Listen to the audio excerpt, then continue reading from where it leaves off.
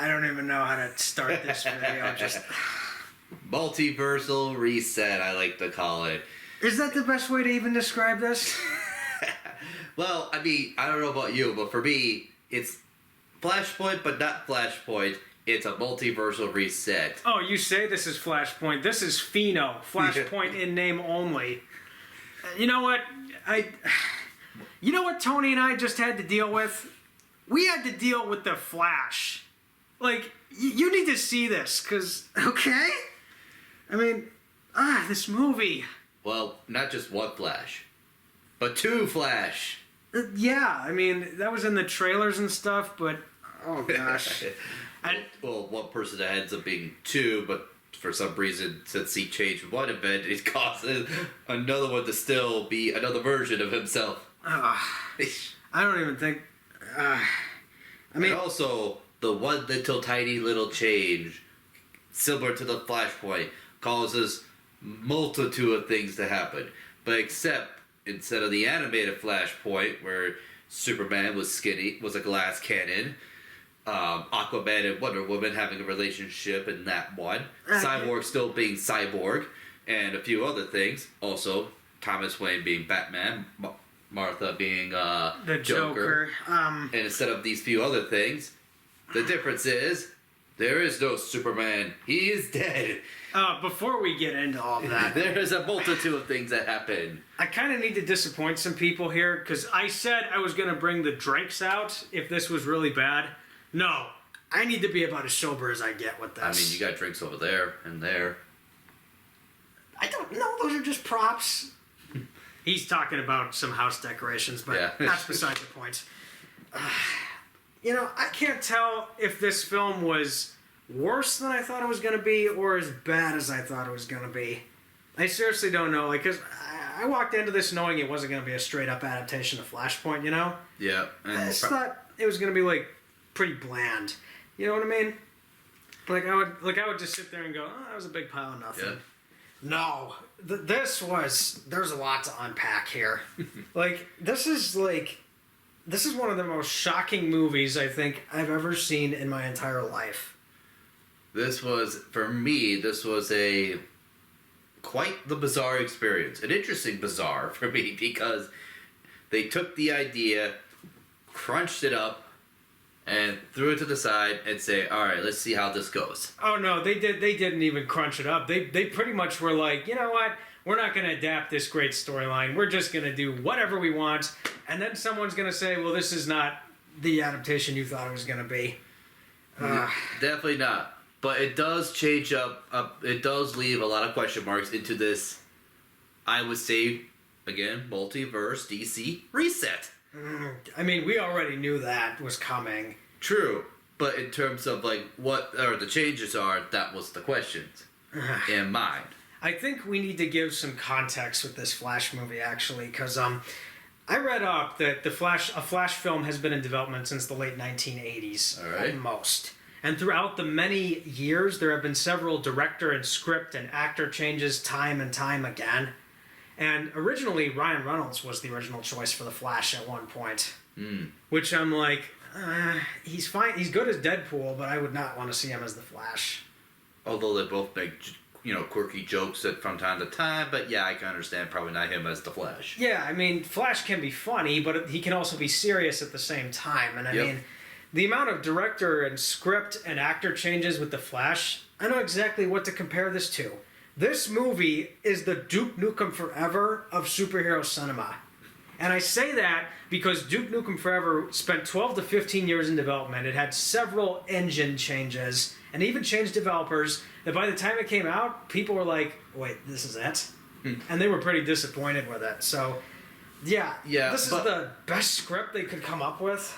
But I would say this, though. The slight difference is, even though it's a movie to a video game, because in the video game, it's still trying to go off of what happened from the previous game or something like that. Well, actually, originally when 3D Realms was developing Duke Nukem Forever, they had a build of the game that people were like, oh, this is awesome. The game's going to be so much fun. Yeah. It was like around 2001 they released that trailer, and it could have come out in 2003, but no, the devs spent too long making it, and then it changed developers until Gearbox got a hold of it, and well, you know how Randy Pitchford handles stuff. Yeah, but again, it went through so many changes in that one and stuff like that. They had an idea. While the Flash, well, so many things have happened in terms of live action or something like that, movie wise, that occurred that didn't really jumpstart it. And then it was just a bad point to where it was like, well, we're going to fit it.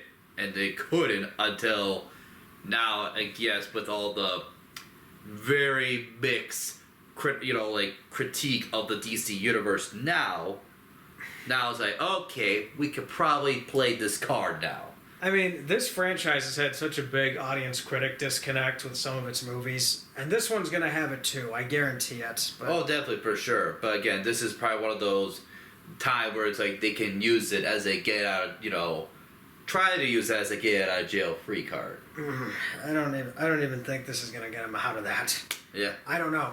But I do know in the development of this Flash film, at one point, David S. Goyer, the writer of Batman Begins and The Dark Knight, was attached to make a Flash film, and he said his script was close in tone to the Tobey Maguire Spider-Man movies, which would have been kind of interesting if Sam Raimi had directed that script.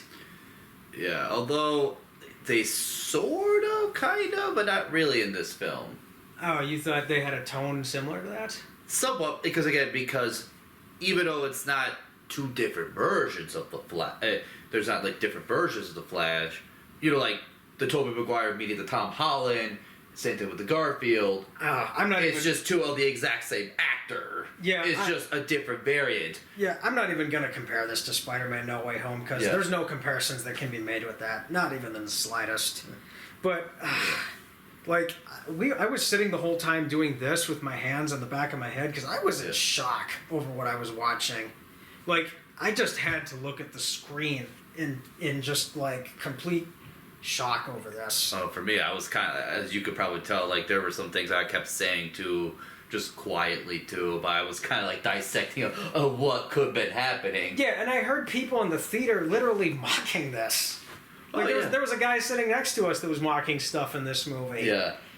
I mean, and we had a decent amount of people, but...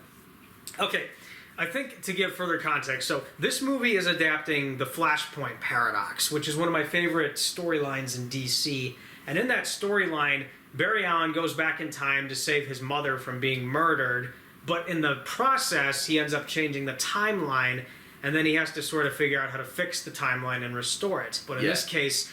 In both the movie animated adaptation and the comic, he was essentially rebooting the DC universe. Yes. It wasn't really a multiverse reboot, it was more like a timeline reboot. Yes, but in this regard, in terms of let's just kind of compare the animated movie, which you did rewatch the other day, compared to the live action one, where in the animated, they kept the same... Well, the animated movie, it does take some liberties, and there are some scenes it does omit from the comic. Yep. But it's a pretty close adaptation of the It is a pretty close one, too. But yeah, they do have some liberties with it as well. But again, they still kind of kept very similar as well. Yeah, and this version of the story, it's not even close. It is very much different because a lot of things does change, whereas...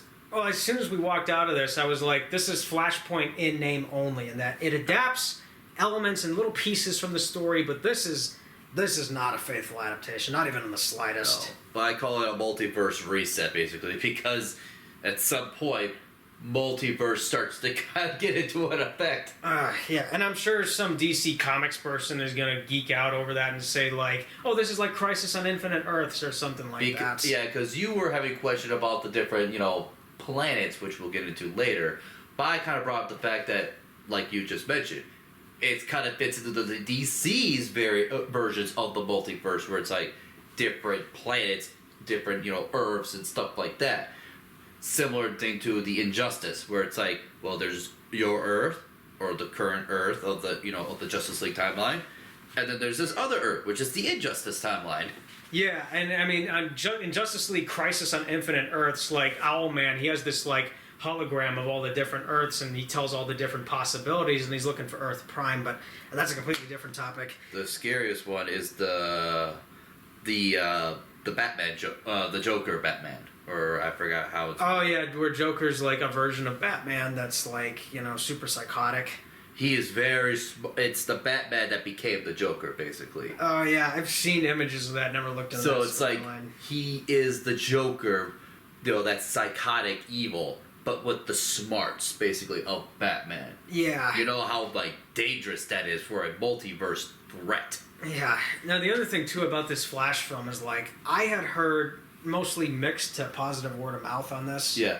Mostly, but I'm like, I don't even think I agree with the critics and the audience on this one.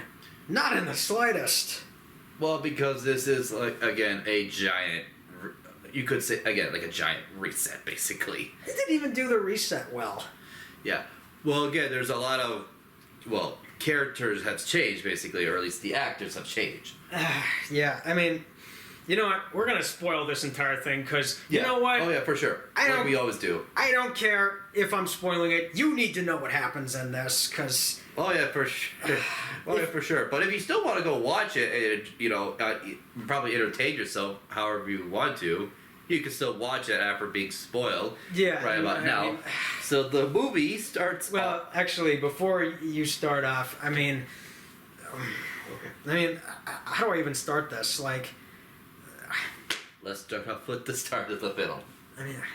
Okay, right away. So we start off with Barry Allen in a coffee shop, which I think is supposed to be a stand-in for Starbucks. Something like that, yeah. But of course, he's running late from work. Yeah, and so the coffee guy that's trying to get his coffee is the most stereotypical coffee worker depiction I think I've ever seen.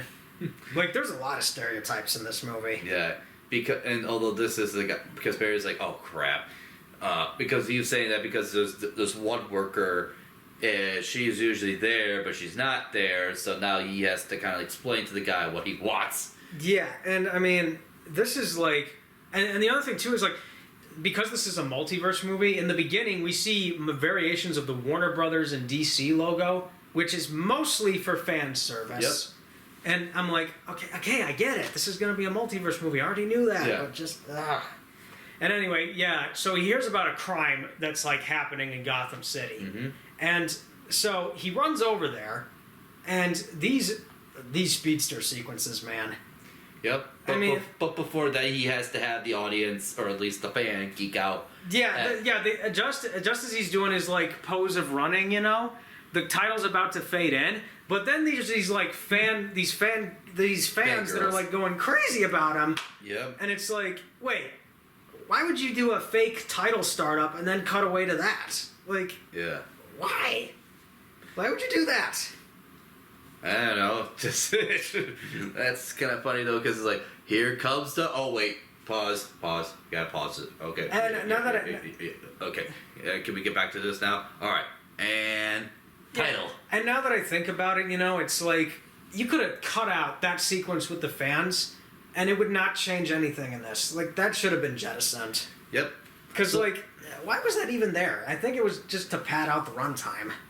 Probably a little bit, but then we get to the crime sequence where the building is collapsing, and then Batman's chasing the bad guys while he's doing that. Yeah, he's on the Bat Cycle, which I think they were trying to one-up the scenes in the Christopher Nolan movies with the Bat Cycle. Yep. And then we got the Flash trying to clean up. You could sort of say clean up after the breakdowns happening a little bit as well. Oh yeah, he's the guy that's he's doing all the cleanup work. Yeah. Which kind of reminds me, there's this one Justice League Unlimited episode where they want Booster Gold to be the cleanup guy, but also save everybody. Yep. And that was actually a really good episode because the episode was all about Booster Gold and the adventures he goes on while everyone else is fighting the big bad guy. Yeah.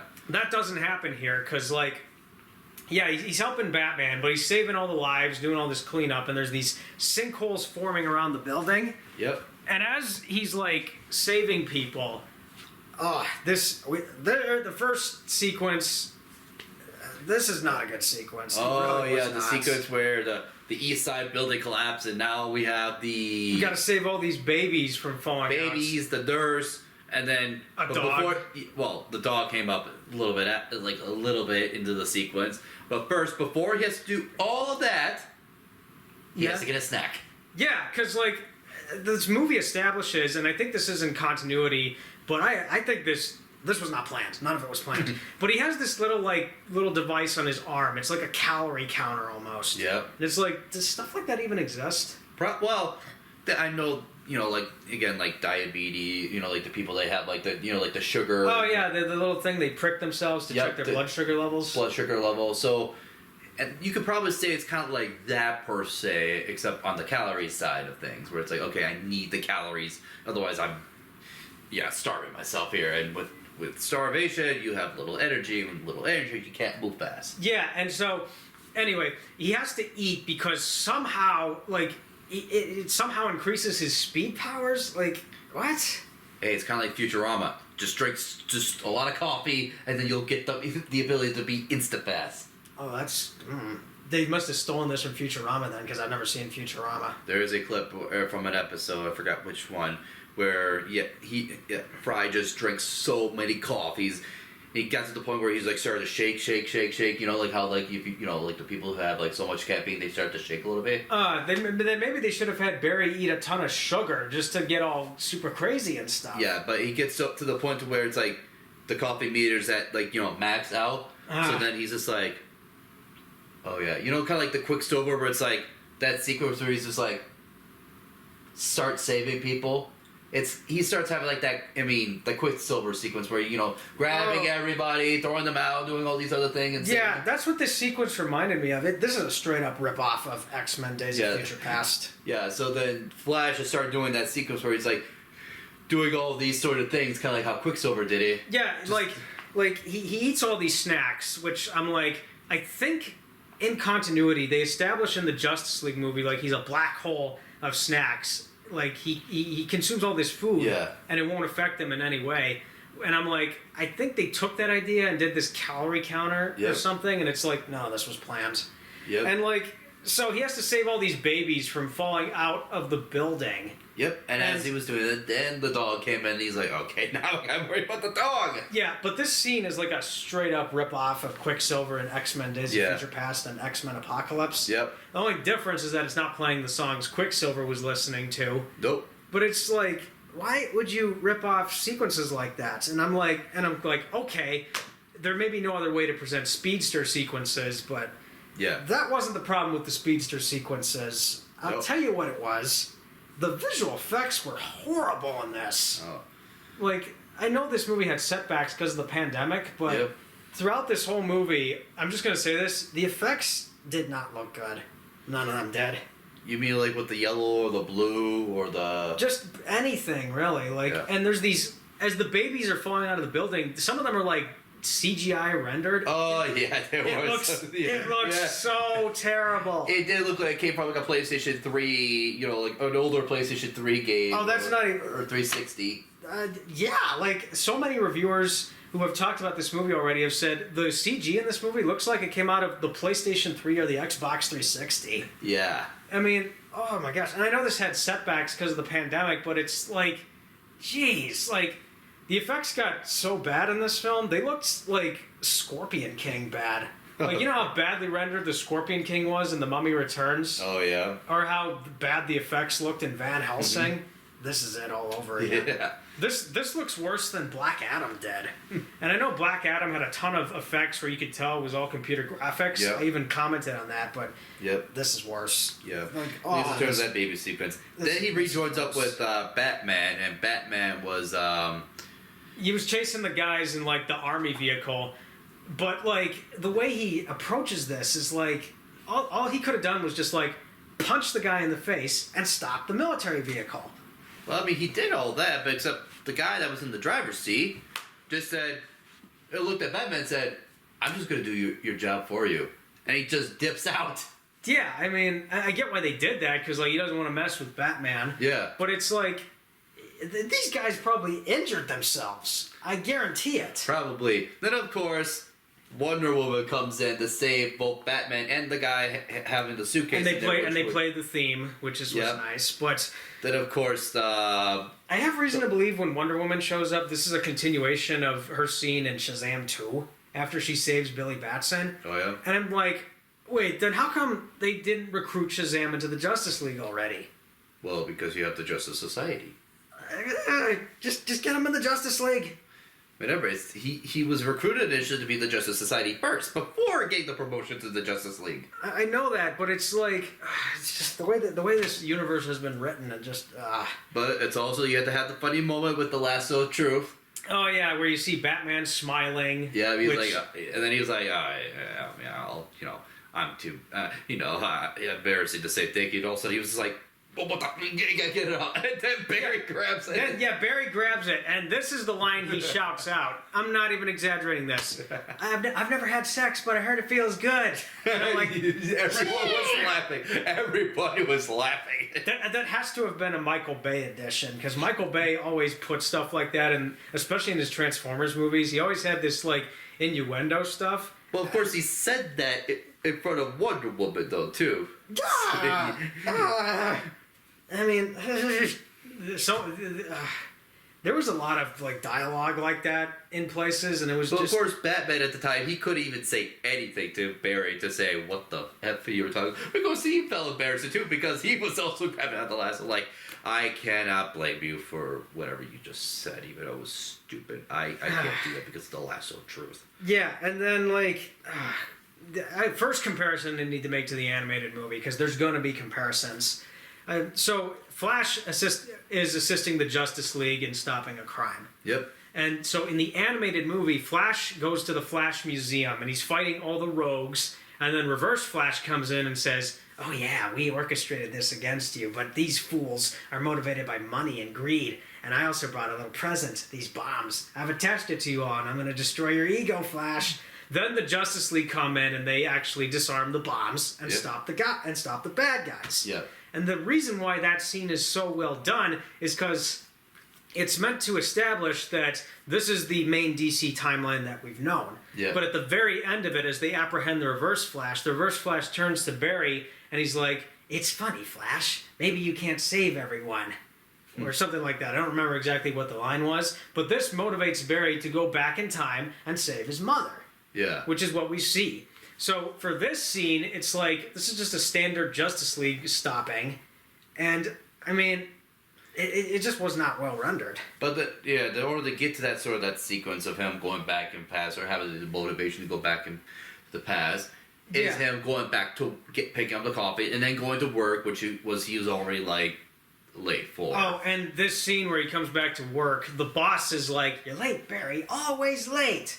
Yep. You know that scene in Spider-Man 2 when Peter Parker is going to the pizza place and then the boss is like, "You're late, man. Always late." Yep. And then he's like, "Sorry, Mr. Aziz, there was a disturbance." "It's always a disturbance with you, Mr. Parker." Yep. Then he's late with the pizza and stuff. I was Yep. getting serious Spider-Man 2 vibes from that. Yep, except the difference is, I mean, the boss in The Flash doesn't fire him and then rehire him and stuff like that. He just says, "Look, Barry, you have potential." So he still keeps him on the job, basically. That's another frustrating thing, too, is like we don't really see Barry on the job that much. Yeah. Because they established at the end of Justice League, he managed to get his foot in the door Yep. by working as a forensic scientist, which is what Barry Allen's always been in the comics. Yep. We really don't see a whole lot of that in this movie. I mean, you only see snippets and stuff like that at some point. I need details, I don't need snippets! Yeah, which then his co-worker's like, "Hey," and he's like, "Oh, what?"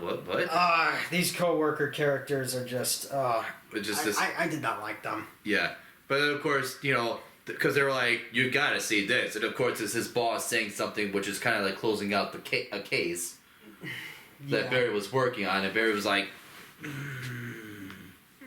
he was kind of getting a little bit like pissed off, like, "Come on." Yeah, and I mean, these co-worker characters, one of them I recognized, it was Patty Spivot, who was in the CW TV show and the comics.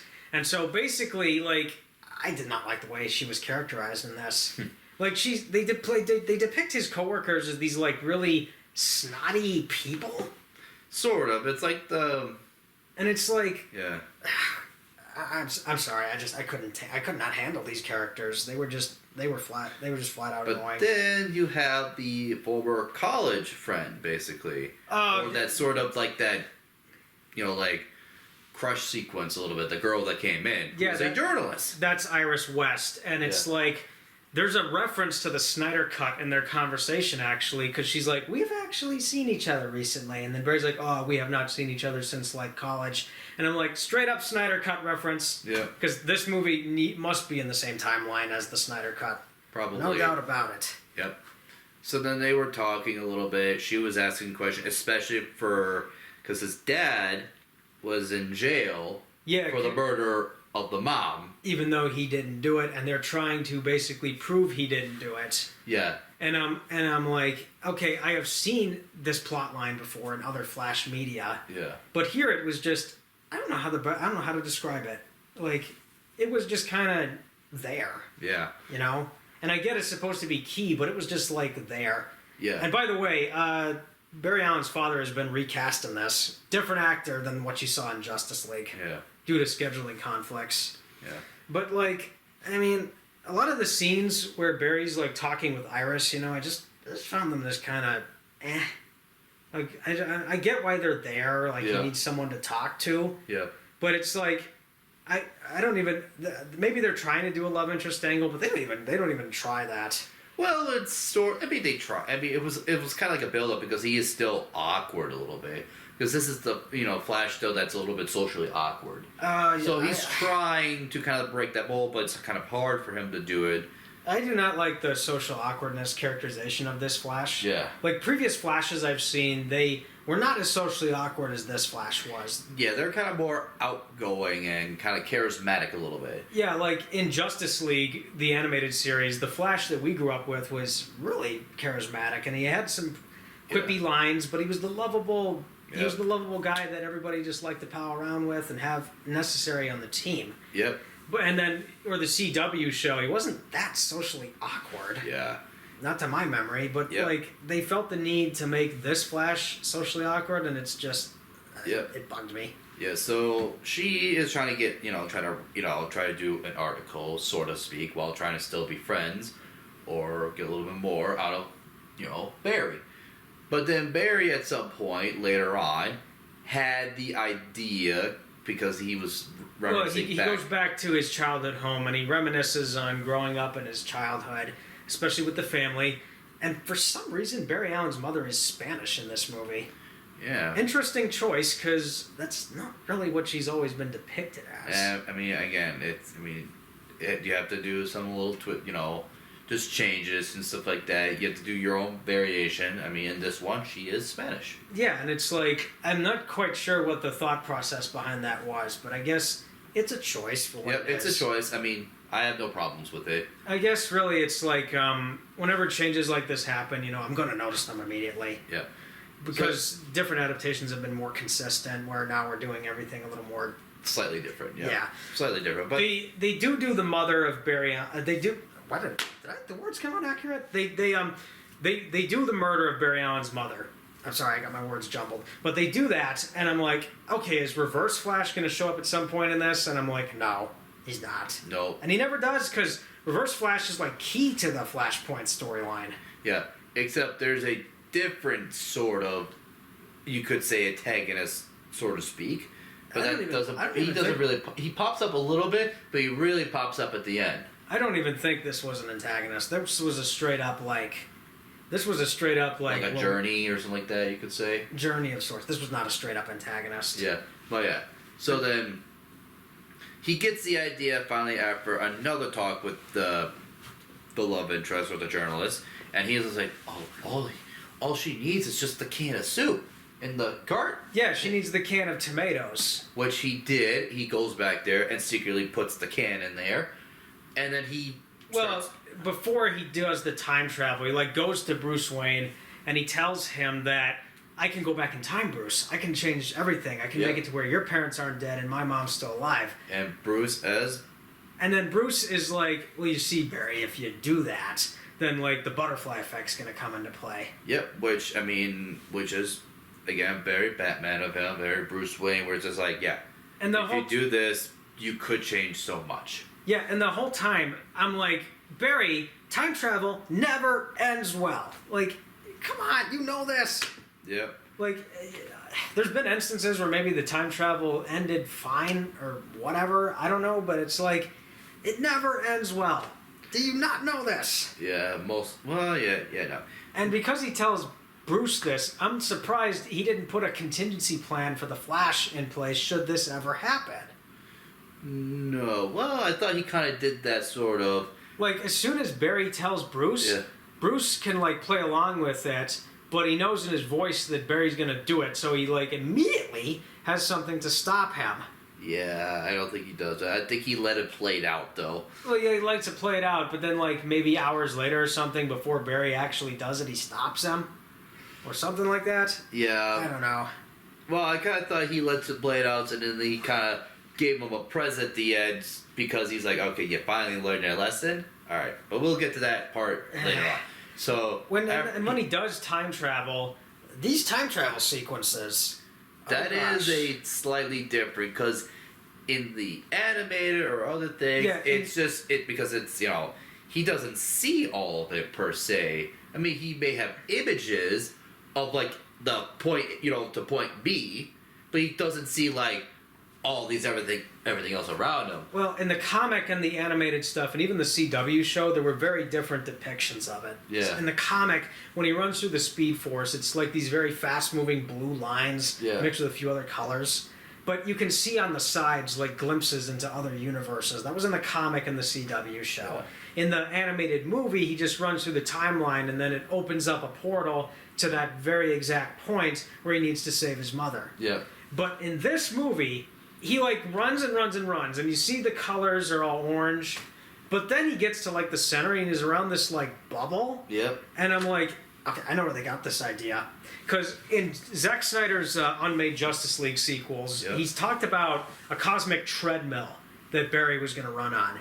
And I'm like, is this the cosmic treadmill idea that Zack Snyder had come up with for his unmade Justice League sequels? And maybe it is. But it's kind of interesting because the way in this sort of thing it's more of like a, hey, you have all these sort of certain point sequence, almost like a checkpoint, basically. And you get to choose where do you want to, start off. Yeah, like, you see different characters throughout the DC universe at points in these checkpoints. Like, you see Henry Cavill's Superman, you see Wonder Woman, you see Aquaman. I did not see Cyborg, actually. Yeah, I didn't see him either. Because Cyborg was going to show up in this, but Ray Fisher did not return due to a dispute with the producers. Yeah. But so, like, these checkpoint sequences were, like, so badly rendered. Yeah. Like, everyone looks so fake and plasticky. Yeah. They seriously look like Xbox 360 graphics. Yeah, the Xbox 360 or the PlayStation 3, where it's just like, ugh. But then again, once he gets to the point, he puts the tomato in, the canned tomato in the cart. Yeah, like, he goes back in time to the exact point where his mother forgot the tomatoes, and he sticks the can of tomatoes in, and that somehow prevents her murder.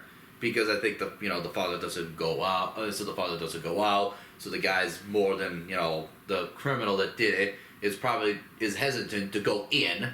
So he goes on to the next house or whatever. Yeah, and it's like, in the animated movie, you see whoever broke into Nora Allen's house, she's setting up the cake, and then the guy sneaks up, and he's gonna, like, knife her. Yeah. But in the CW show, it was the Reverse Flash.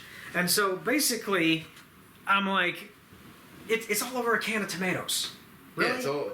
which is kind of funny because before he goes back in time, that's what he started to say. Like, oh my god, it's just the can. All she has to do is not forget the can. And then he doesn't go that. And it's like, oh boy. Yeah, it's like, it's all over a can of tomatoes when they could have just kept it simple and Barry stops her murder from either the Reverse Flash or whoever it was that murdered Nora. And it's just like, yeah, so... it's changes like this that are just, this movie. But because of that change... and the criminal not going to the house to murder her or do whatever, and so that leads to the sequence of him going back, trying to go backward to the present, and he starts to see... He sees, like...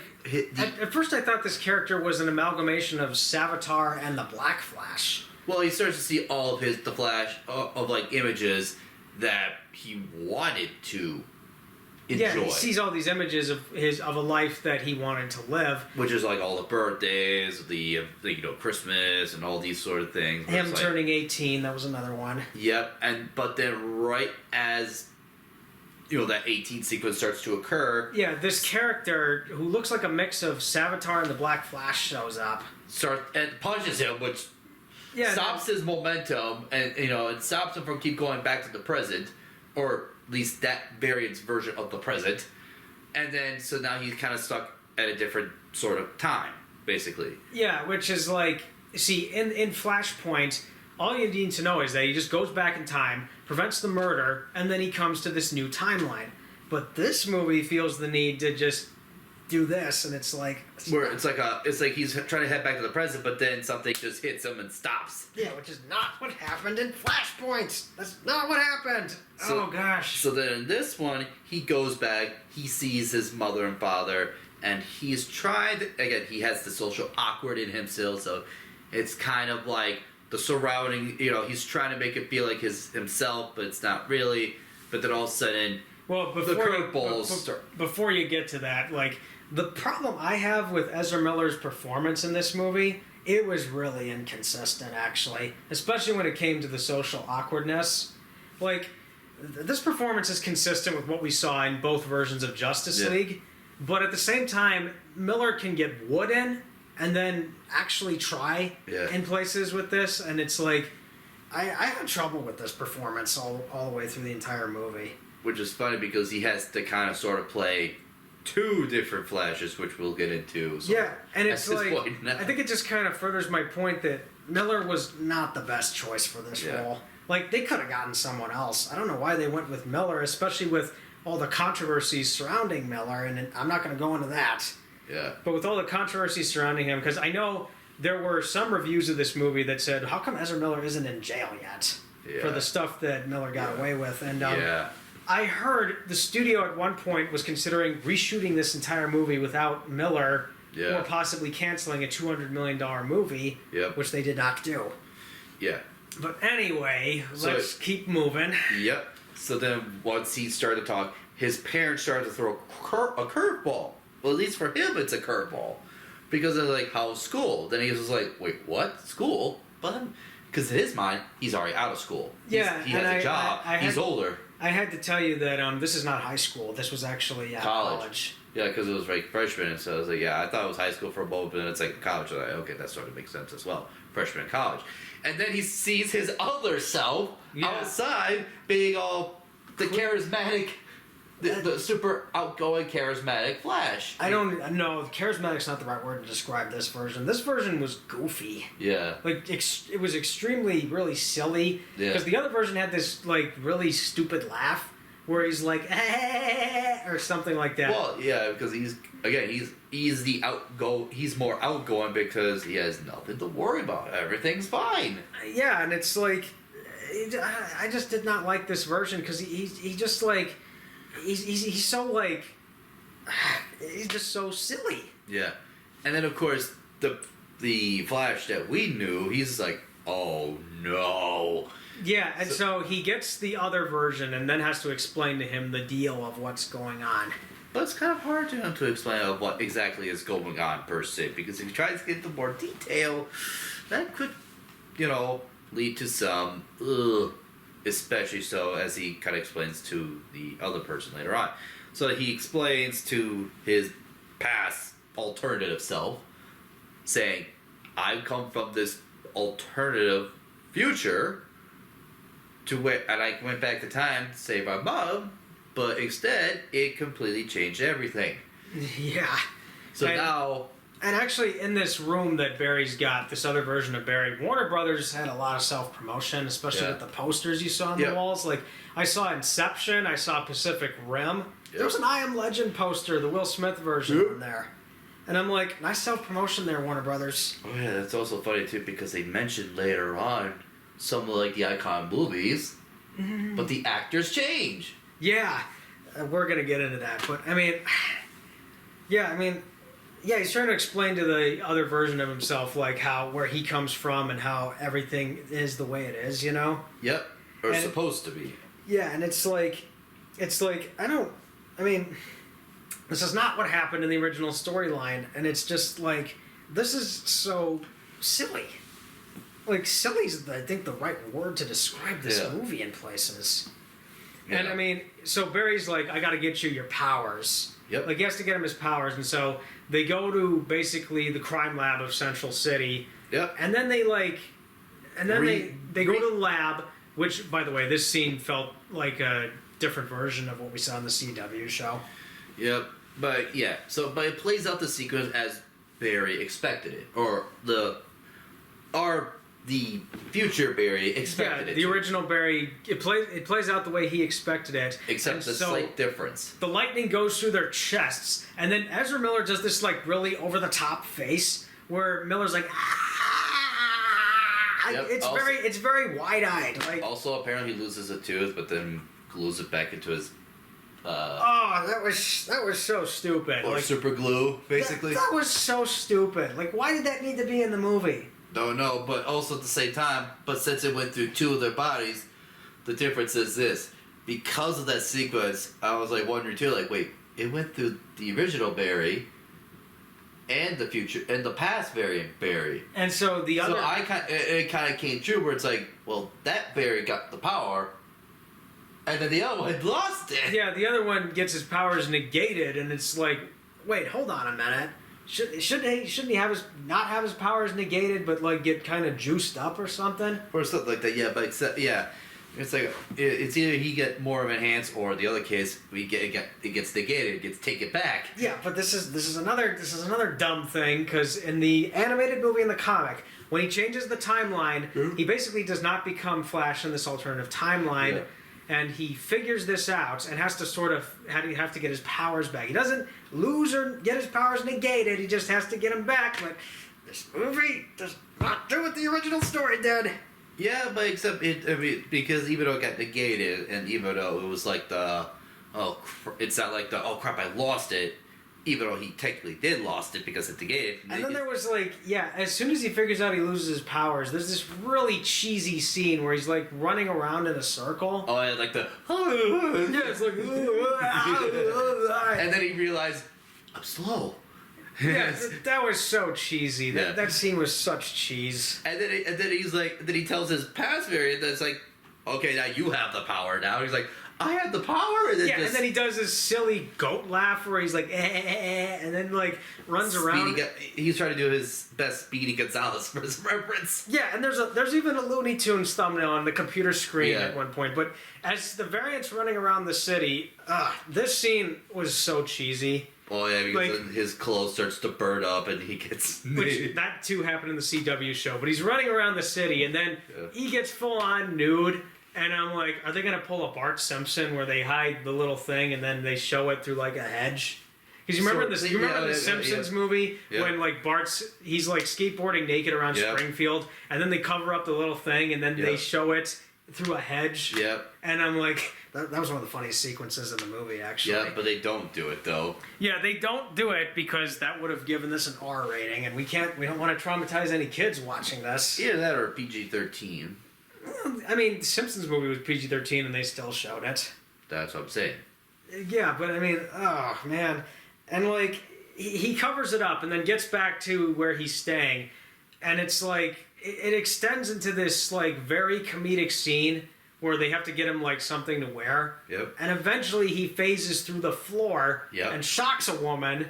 And then he goes back on and gets the ropes back on. And actually, but I know we're kind of going all over the place, but there's this sequence where as they break into the Central City lab, like they phase through the door and you see the atoms and the molecules like moving around and kind of splitting, which was nice to see, but I'm not sure if we needed to see that. Yeah.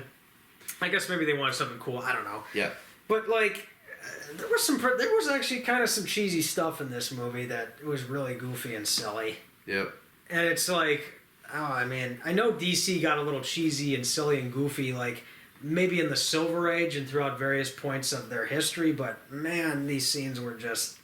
And of course, it gets to the part to where he's trying to figure out where the actual superheroes are. Yeah. So he looks up Clark Kent. There's no Clark Kent. There's no Wonder Woman. And then they're like, oh, the Wonder Woman is a show in Las Vegas. And then he looks up try to find Arthur. Yeah, and so they bring back the actor that played his dad in the Aquaman movie. Yeah, which... That was Jango Fett, by the way. Yep, Jango Fett, or Boba Fett, or the millions of clones. Yep. And so he gets the call, and he's like, I need to speak to Arthur Curry. Is he here? And he's like, who's Arthur Curry? My dog? And then they cut back, and then they cut to the wife, who is not Nicole Kidman. Yep. And I'm like, wait, what? And then it's kind of like dawns on him, it's like, they don't exist. Yeah, and so, like, this is another huge problem I had with the movie, is like, and I knew this going in, that he goes back in time, he changes everything, but he comes to a world where there's no metahumans. Yep. And immediately, as soon as I heard this, I was like, no competent writer at Marvel or DC would ever come up with something like this. Yeah, the slight change of saving the mother caused the metahumans not to be there. Yeah, because that's not very interesting if the world has no metahumans in it. Because, like, in the original storyline, when Flash changes the timeline, we see what happens with the other DC characters. Like, Superman's ship crashes in Metropolis, not Smallville. Aquaman and Wonder Woman go to war, although they do start some kind of peace treaty, but then they have a relationship, and Mira sees this. Wonder Woman kills Mira, and that's what starts the war. Yep. And then Bruce Wayne's the one that got shot in that alley, and then Thomas Wayne became Batman, like you said, and Martha Wayne became the Joker, which is far more interesting than what we end up getting. Yeah, and then of course there's just like seconds after, because they were debating about the particular actor that plays the main character in the Back to the Future. Yeah, they had a debate, because it's like, in this universe, Michael J. Fox is not the one that was in Back to the Future. It was like Eric Schultz, I think it was. Yeah, or something like that. And then Kevin Bacon was probably not in Footloose. Yeah, so then it was like, oh my god, there's different actors. He screws everything up. It's like, if Eric Schultz is in Back to the Future, then who was Doc Brown in this alternative Back to the Future? I don't know. And who directed this alternative Back to the Future? Like, it wouldn't be Robert Zemeckis. Yeah. I don't know who. Maybe it was Michael Bay? Oh, no. Michael Bay would not have been alive during that time, because Michael Bay was still kind of young in the 80s. He didn't start making stuff till the 90s. Okay, fine. Then we could probably say... hold on a sec, folks. Who are you going to say it was? I was going to say, who was the one that directed the Jurassic Park? Yeah. Steven Spielberg? Spielberg, yeah. Well, I know Spielberg was an executive producer. Maybe he did direct this alternative version. Maybe not. Who knows? I don't know. Yeah, we don't know. They don't tell. But during this little debate, when he's looking up the heroes and stuff, we get to see his roommates, which are alternative versions of the coworker characters. Yep. And this is probably the most stereotypical depiction of roommates that I think I've ever seen. Because we see Patty, she's like kind of a junkie, I think. Well, they're all sort of junkies. Yeah, like they're all junkies. Except I think one of them didn't seem like a junkie. Yeah. The other two kind of did, but they just seem like really lazy people, and they're kind of like messy, Yeah, it's like it's a stereotypical like one of the freshman group of people that you see. Where they're like lazy or like having a good time and that's all that sort of stuff. Yeah, there's this King of the Hill episode where Luann Platter gets her own place to live, but she can't afford it on her own. Yeah. So I think she can't afford it on her own. I don't remember, but she needs like roommates, and so the roommates, they're not quite like this, but they're just trying to have a good time, and they even compare her to Hitler in the episode. Because one of them does the symbol and stuff, and it's just like, oh gosh. Then Cotton Hill comes along and like kicks these people out of the house, and that was pretty funny to watch. Yeah, it's like that, but it's like these people are just.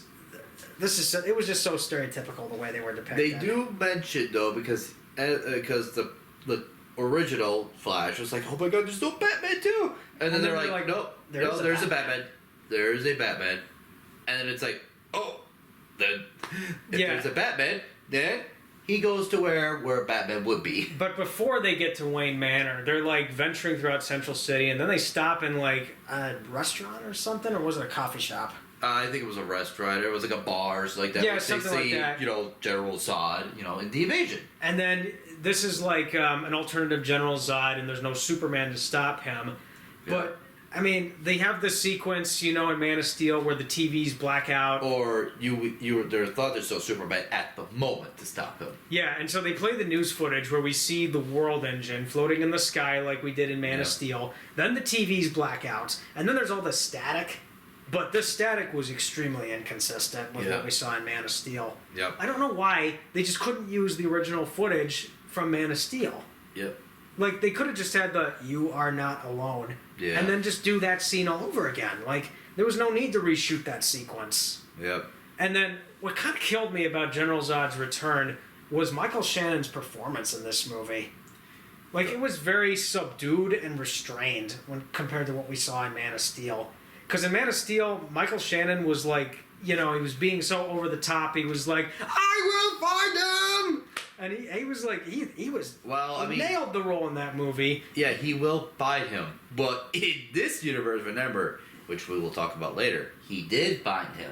Yes, he did, but it's like, what killed me about the performance was like, Michael Shannon could have been consistent and done what he did in Man of Steel, but he didn't do it here. He was like extremely restrained in this one. Well, I think in this one, you could, again, like since he found Carl L., but then he realized it's not that, it's another one, and it's like, oh, I mean, okay. We'll just, there's nothing to fear then. Yeah. Per se. So he's, he's just like, oh, okay, we'll just continue with our domination then. I just don't know why Michael Shannon had to underact so much in this, because he was really giving it all of it. He was giving it all in Man of Steel. I don't know why he just couldn't do the same here, but maybe he's just doing this because he needs bills to pay or something. That, or I believe they tried to depict him as, well, he's nothing to fear. If there's nobody to oppose him, then... I guess, but it's a really restrained performance. Yeah. And it made me appreciate what he did in Man of Steel so much more. Yep. And then they finally get to Wayne Manor, which is... Yeah, and Barry... the other Barry describes Wayne Manor as hell for some reason. Well, because it looks ghostly, abandoned, the weeds are starting to grow. And gothic, but it's like, Barry, have you not played a Doom game in your life? Because I know what the underworld looks like, man. Yeah. I don't know, it's just... So then they go exploring the Wayne Manor, but then it's, It's not abandoned, because it turns out... There's another Bruce Wayne, a different Bruce Wayne in this manor. And... He's played by Michael Keaton. Yep, the Michael Keaton Batman for all the... The Tim Burton Batman movies. Yep. The first two, at least, because the other two were different actors. Yeah, Michael Keaton Batman. So for all you people that were like in the... the early 90s, 1989 was when the first Tim Burton movie came out. Yeah, but Keaton though, so like... So for anyone who grew up in that time when the Tim Burton Batman movies came out, you're probably going to like seeing him again. Yeah, with Keaton, yeah. And he was actually doing pretty good for what he had to work with in this. Yep. But anyway, the first sequence we see, he comes into the kitchen, almost, and he kind of looks like a homeless guy. Yep. Sneaking into a house. Yep. And then he tries fighting back, and then they, of course... have to stop him and get him under control. Well, he was successful against the non-powered Barry. Non-powered Barry, but the power of Barry was actually like, what the heck are you trying to do here, buddy? Yeah. Kind of very similar to how the original Barry, when Ben Affleck threw the... Yeah, when he threw the Batarang and then he dodged it. Yep. Yeah, I kind of saw that too. He did the exact same motion. So then it's like, okay, so you beat non-powered Barry, which is understandable because non-powered Barry doesn't have as, fast moving ability. He's probably not as super powerful as you are, Yeah, so eventually they eventually get him to stop fighting. Yep. And then Michael Keaton, the way he depicts Bruce Wayne in this, I kind of felt like it's a reclusive Bruce Wayne. And I have seen this before. I've seen it in Dark Knight Returns and Batman Beyond. Mm-hmm. Only in that case, those two storylines were written very well and depicted a really good depiction of the recluse Bruce Wayne. Like, he's retired from being Batman and he's basically become a shut-in, Yeah. It was really well done in both that graphic novel and the animated series Batman Beyond. Mm-hmm. Here it's like, okay, he retires, but why? Like, they never really give a reason. Well, I mean, I think it's sort of explained because of the quote in the movie. Well, that quote was just a poor explanation for why he retired. Sort. But so what I'm trying to get at here is, in The Dark Knight Returns, basically after Jason Todd dies, Bruce Wayne goes into retirement and stops being Batman. Yep. It's only when the crime in Gotham gets so bad with the mutants that he's like, I got to get back into this. I got to do something to save the city because the cops are beat up and no one's doing anything about it. Yep. And all the other heroes are off doing other stuff, and Superman's working for the government. In Batman Beyond, the reason why Bruce Wayne retires is basically he's still Batman in his mid to old age. Yep. And then he gets a heart attack, and he's like, I can't do this anymore, because if I keep doing this, I'm probably going to die while fighting crime. Well, that he also was forced to use a gun in one of the sequences, too. Yeah, it was breaking his rule of, I can't use guns, no killing. Yep. And so he's like, I crossed the line, I can't do this anymore, I have to hang up the cape. And then Terry McGinnis comes around, and while Bruce Wayne can't be Batman anymore, he can still act as mission control and be a different type of Batman that acts behind the scenes. Yeah. And the reason why I like those depictions so well is because the writers put a lot of thought, in this case, Frank Miller and then Bruce Timm and Paul Dini and all the other people that were working on those stories. The reason why they did it so well is because they put a lot of thought into it. Yeah. It's the kind of storyline I can get behind. And it wasn't silly, it wasn't poorly explained, it wasn't rushed. It was natural. It felt natural. Whereas here, and you can explain why Bruce Wayne retires in this, because you and I, we talked about this, but it's like, I can't even describe it. Go ahead. Because in this timeline, Gotham City, it became the most safest place on Earth. And I'm like, movie, no, don't come up with stuff like that. The equivalent of if somebody went back to save John F. Kennedy, and then Detroit became the safest place to live. And Detroit would be a nice safe place to live if that happened, or something like that. I mean, or maybe cities in California would be safer to live. Something like that, or some other cities. But the point is, it's kind of like that equivalent. If, like, you save somebody or whatever, and somehow Detroit or some of these other cities are dangerous to live, became the safest place to live. Yeah, but they never even explain why Gotham became a safe city. They just say it's safe and nothing else. Safe, it's safe, there's nothing bad happening in Gotham. Like, what did Batman do? Did he help the cops out? Did he get more funding for the police department? Did they get good politicians in office who enforced, like, tougher crime laws or something? Or did the Penguin have, like, a change of heart? Was the Joker didn't fall into, like, the chemical? Did Harley Quinn continue her role as a doctor or as a psychiatrist, you know? That would have been kind of interesting if they had said those details. Yeah, like, what happened to these other villains? Did they move on with better lives and stuff like that? Yeah, like, it supports there's no metahumans, this is what happened. Yeah. But they don't do that. They just say, Gotham is safe, and that's it, and Yep. In fact, this is actually a small problem in one of the Batman cartoons. Yep. Like, in The Batman, which is probably one of those Batman shows I really enjoy for what it is, despite it taking liberties, but that's beside the point. Basically, they establish in The Batman that Gotham had a low crime rate, but only when the Batman and the supervillains come around, then it becomes dangerous. Which is not true to the comics, but that's the show. Yeah. And so, it's just... Yeah. Why would you say something like that? So, yeah, but since Gotham is the safest place, there's no need for Batman anymore. So he hung up the cape because of, well, my job is done. Yeah, and it's like... It's just a really bad explanation. And, I mean, it's like, you need a good explanation for why Bruce Wayne retired. And it needs to feel natural. This did not. Not in any way. So then the two Barrys still found the Batcave, which is still reminiscing to the older version of the Batcave. Yes, you see the old Batmobile from 1989. You see the Bat computer. Yep. And then you see, at one point, the bookcase opens up to show various Bat suits. Yep. Which I need to watch the Tim Burton Batman movies again, actually. Yep. So then the present Barry was like, I know you're listening to this, Batman. And it's like, oh, yeah, he is still listening. Yeah, he's like got a little spy cam and he's like watching him and stuff. Yeah, so it's like, oh, yeah, this is kind of like it's like almost like I know what you're doing. And it's like, I see that you're watching me, and he talks about it. And then I guess it kind of gives him enough motivation to suit back up again to help out the but Flash. but before we get to that, there's a scene where old Bruce Wayne is explaining how the multiverse works and the branching out of different timelines.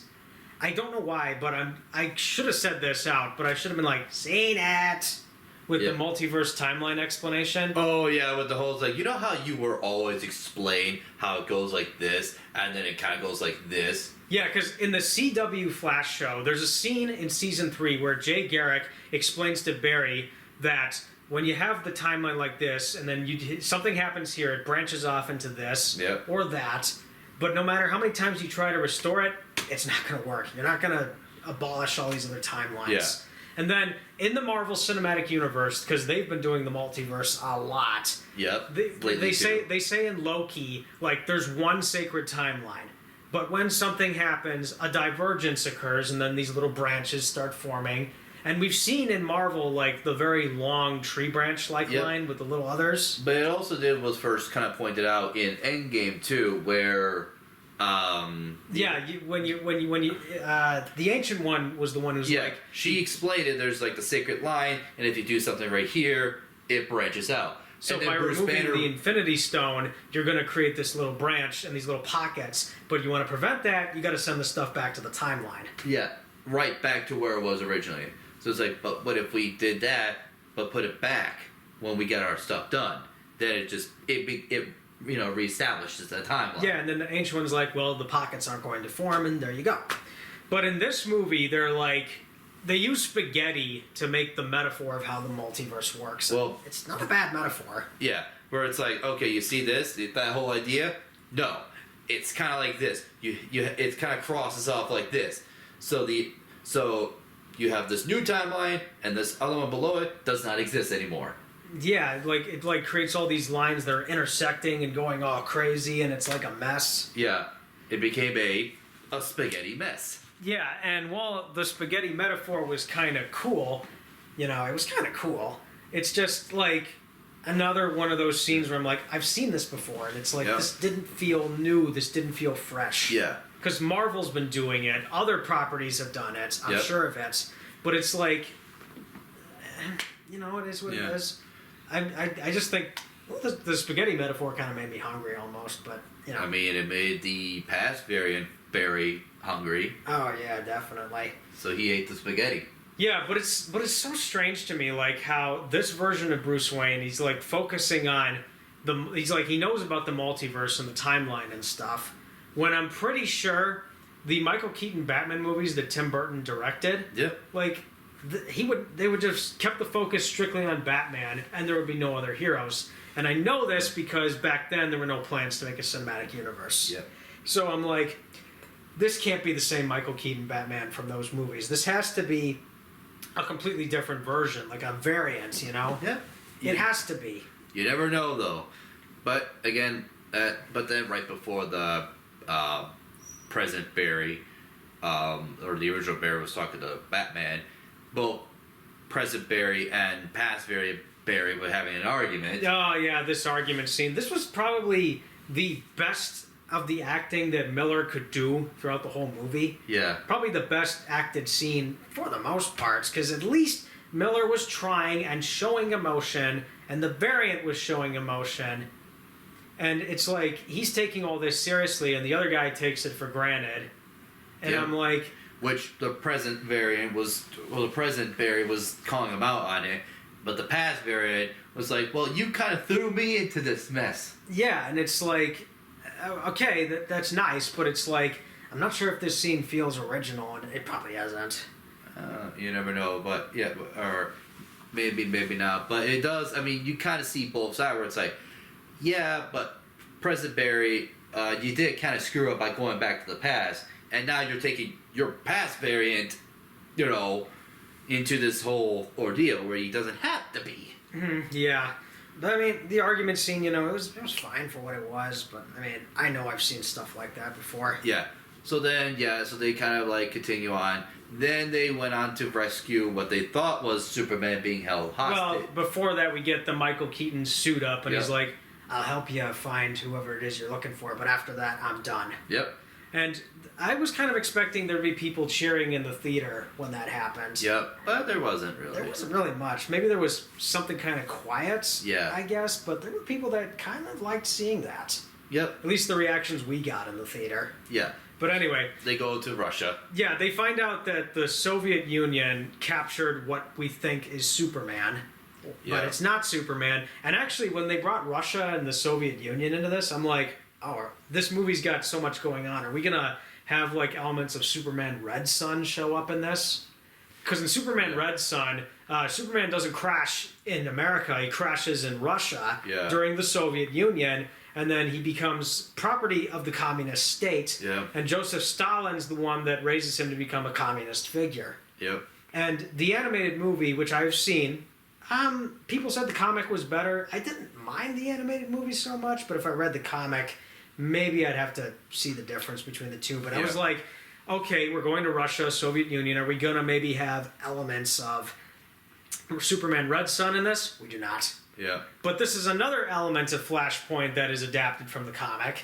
Because in the comic, so Superman's ship, like I said, it doesn't crash in Smallville. It crashes in Metropolis. Yep. In the same way a meteor does. And takes out like a portion of the city. Because you see the crater in the animated movie of where it impacted.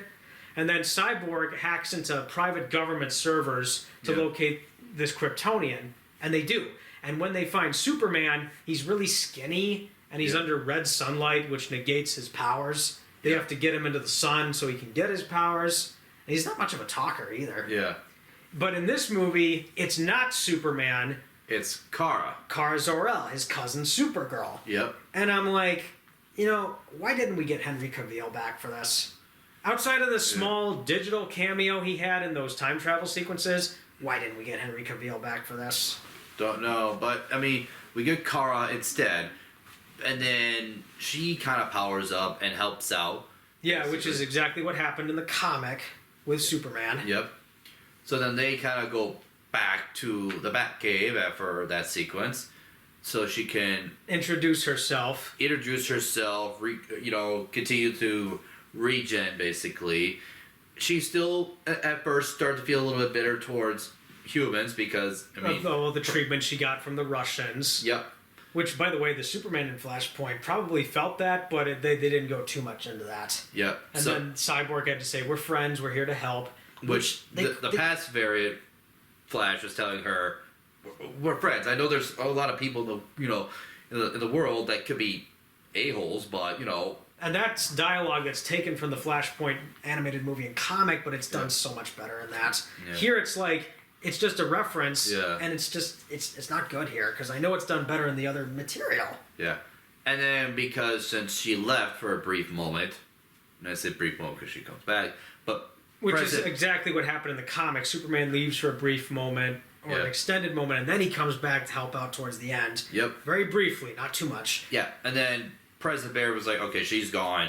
I guess I'll have to try to, find a way to get back my powers.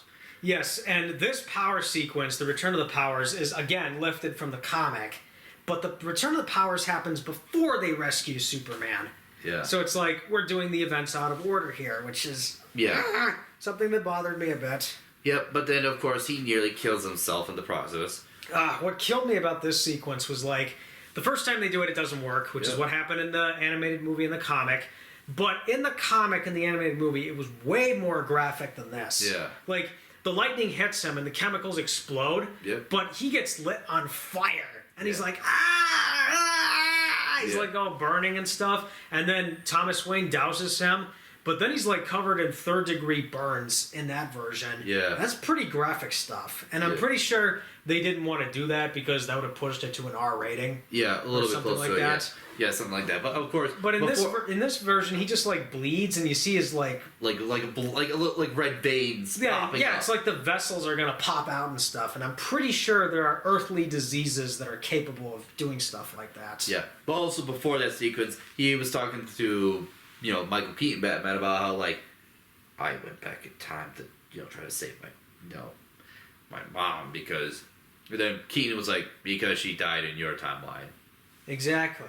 So, but of course, as they were talking about that, past variant Flash heard all that. Yeah, I kind of feel like that sequence was. It was another element where Barry's explaining everything to Thomas Wayne in the comic and the animated movie. Yeah. I feel like they were doing that, but this scene is nowhere near as good as the original scene was. So then going back to where President Barry was about to die, then Carl comes back. Yeah, and lifts him up she lifts him up into the sky, which is not what happened in the animated movie or the comic. Yep, and then finally with a little bit, just a tiny bit more zapping from past variant Flash, which then finally got him his powers back. Yep. And I'm like, they're taking all these elements from the comic, and it's like, it's so different to what I know, and it's just not as good as the original scenes were. So then past variant Flash starts to make his own suit. Yeah. And using one of the Batman's. Yeah, and people were laughing at this sequence where he cuts off the ears, and I'm like, why is that funny? Because it's sort of fun, because it's like, because otherwise you'll have the Flash with the pointy ears, basically. That suit kind of looked like a makeshift Injustice suit. Yeah. Almost. Because the original suit in the Justice League movie that Zack Snyder did, and then obviously Joss Whedon did his cut, the suit looks Injustice inspired. Whereas the suit he's wearing in this movie looks closer to the New 52 costume. Yeah. Because there were yellow lines throughout the costume. And so the makeshift one is like, it's like the Injustice suit almost. Almost, yeah. Kinda, but not really. Yeah.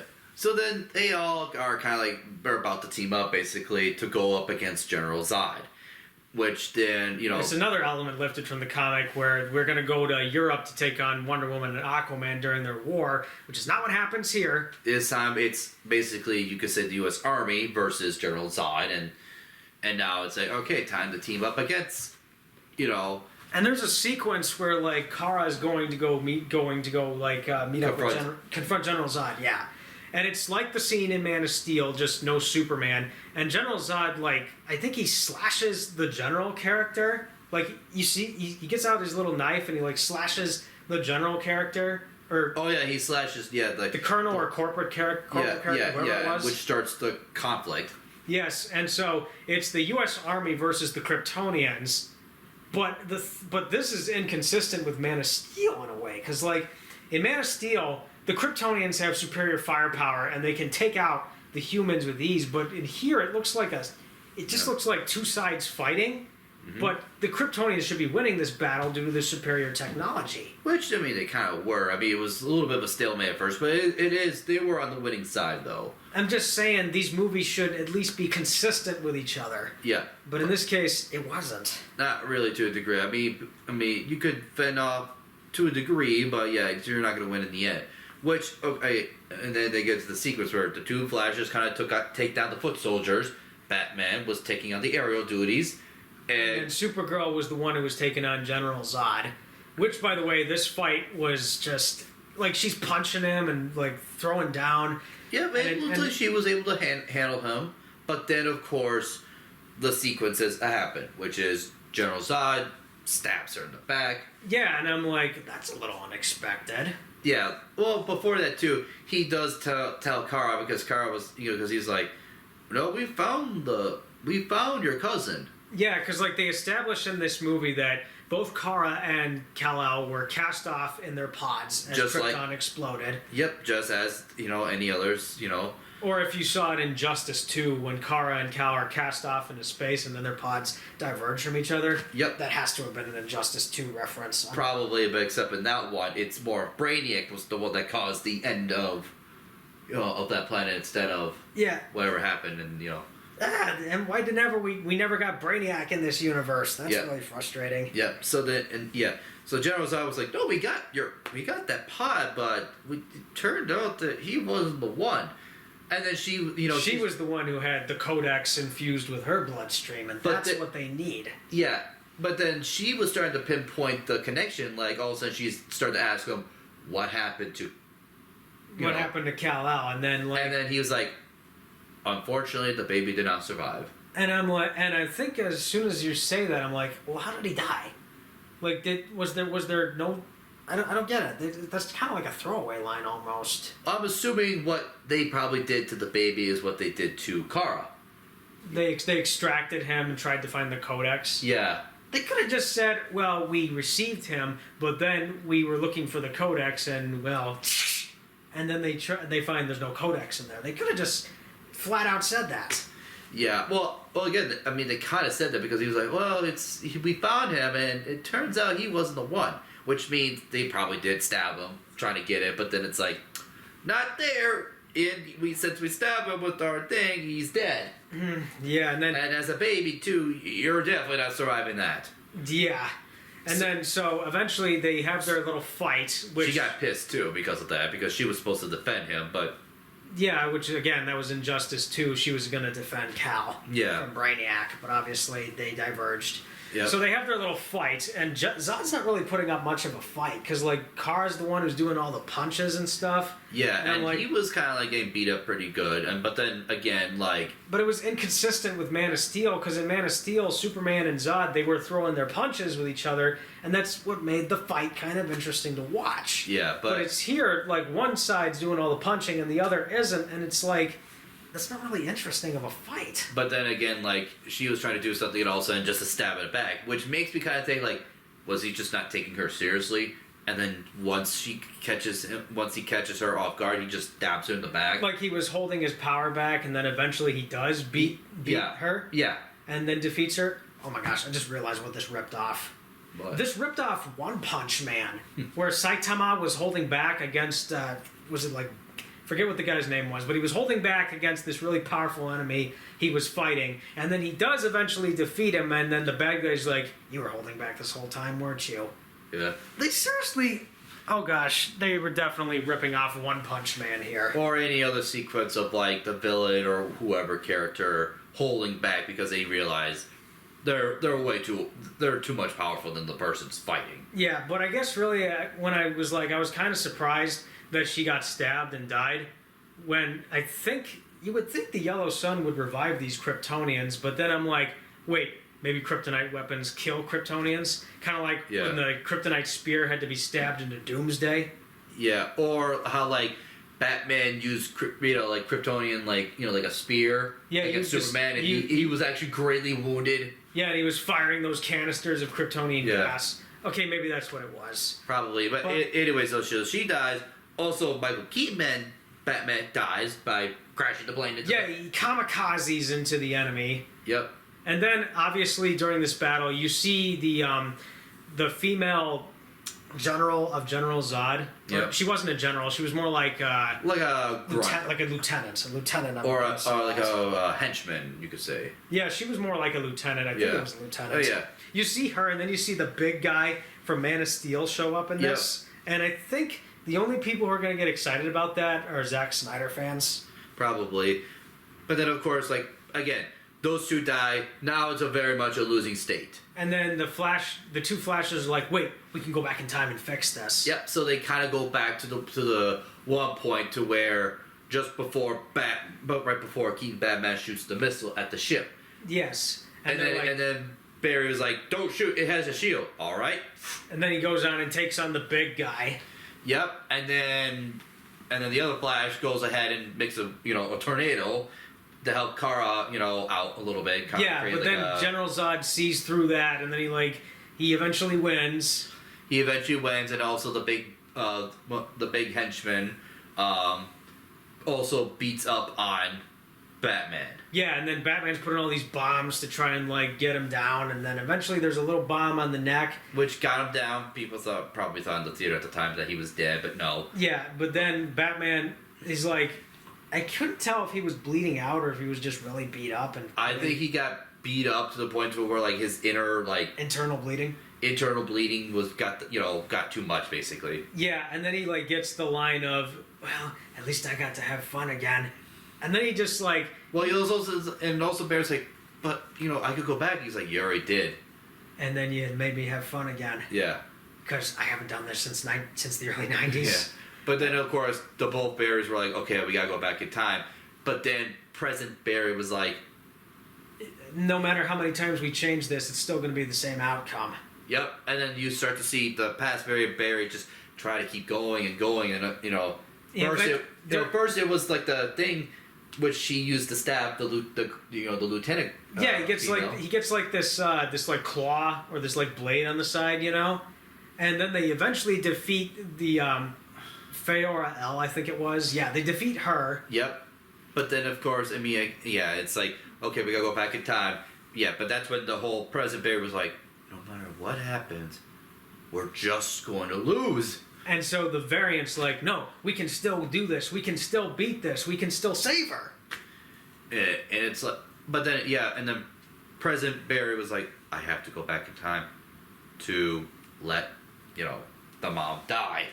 Yeah. Which past Barry was like, no. No, we are not doing that. We are not going to do that. We can still fix everything. Yep, which then he kept doing, which then brought out the monster. Yeah, which it wasn't really a monster. It's like an older Barry. Well, it's the older past variant Barry that went through the loophole too much. Yeah, because he kept building on it. Because I realized that because it's like first it was this, then it was this, and then it started building up some more. Yeah, and so the suit, like I said, it kind of looks like the Black Flash mixed with Savitar. Yeah. And I honestly was like, they should have just made this Savitar. They could have made this Savitar, and while I would have probably not liked it, they could have gone that route. Yeah. So it was like the future past variant Barry that became this sort of like super monstrous because he kept doing the sequence over and over and over and over again, which is like ripping the fabric. Yeah, space and time. Yeah, and he looked so badly rendered, Yeah, like which then like the past variant stopped too because he was like, "What the heck is going on here?" Yeah, and he's almost like, "I'm you. I've been living a million lifetimes doing this, but this is the result of doing that." Yeah, kept doing what he was doing, just kept doing. Yeah, and it's like when I say this guy looked badly rendered, Yeah. You know what I kind of compared this to because it was Xbox 360 graphics? It kind of looked like cutscenes I would see in Gears of War for some reason. Some of the Gears of War, yep, I can start seeing that too, yeah. Yeah, it kind of looked like older, yeah, either the 360 or the PS3.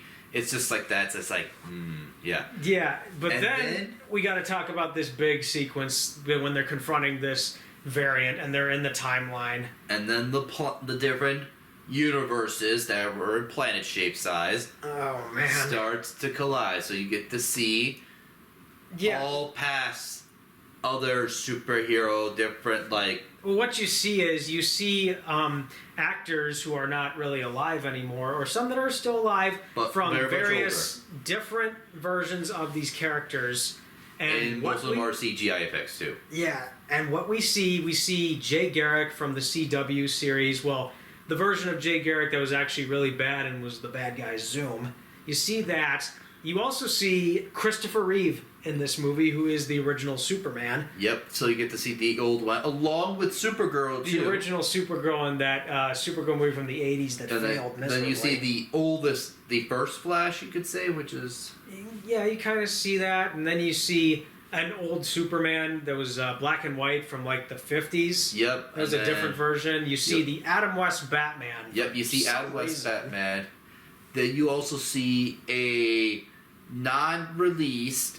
Well, basically, I'm just going to say this. You see Nicolas Cage as Superman in this movie. Yeah, Nicolas Cage, Superman. Yeah, because the thing is, Tim Burton was going to make a Superman movie to try and get the series back up and running after the fourth Christopher Reeve movie killed that series. Yep.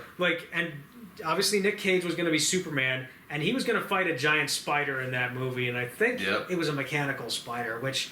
People have commented on how silly that was over the years. Yep. And there's a whole documentary dedicated to how that movie failed and why it never got off the ground. Yep. It got as high as the pre-production phase, but then they canceled it because they realized, well, it probably is not going to be as good as we think it's going to be. Which they showed that big spider sequence in this one. Yeah, and if you're going to put Nicolas Cage in this movie, he's kind of doing his Nick Cage over-the-top acting. Yep. Sorta, kinda.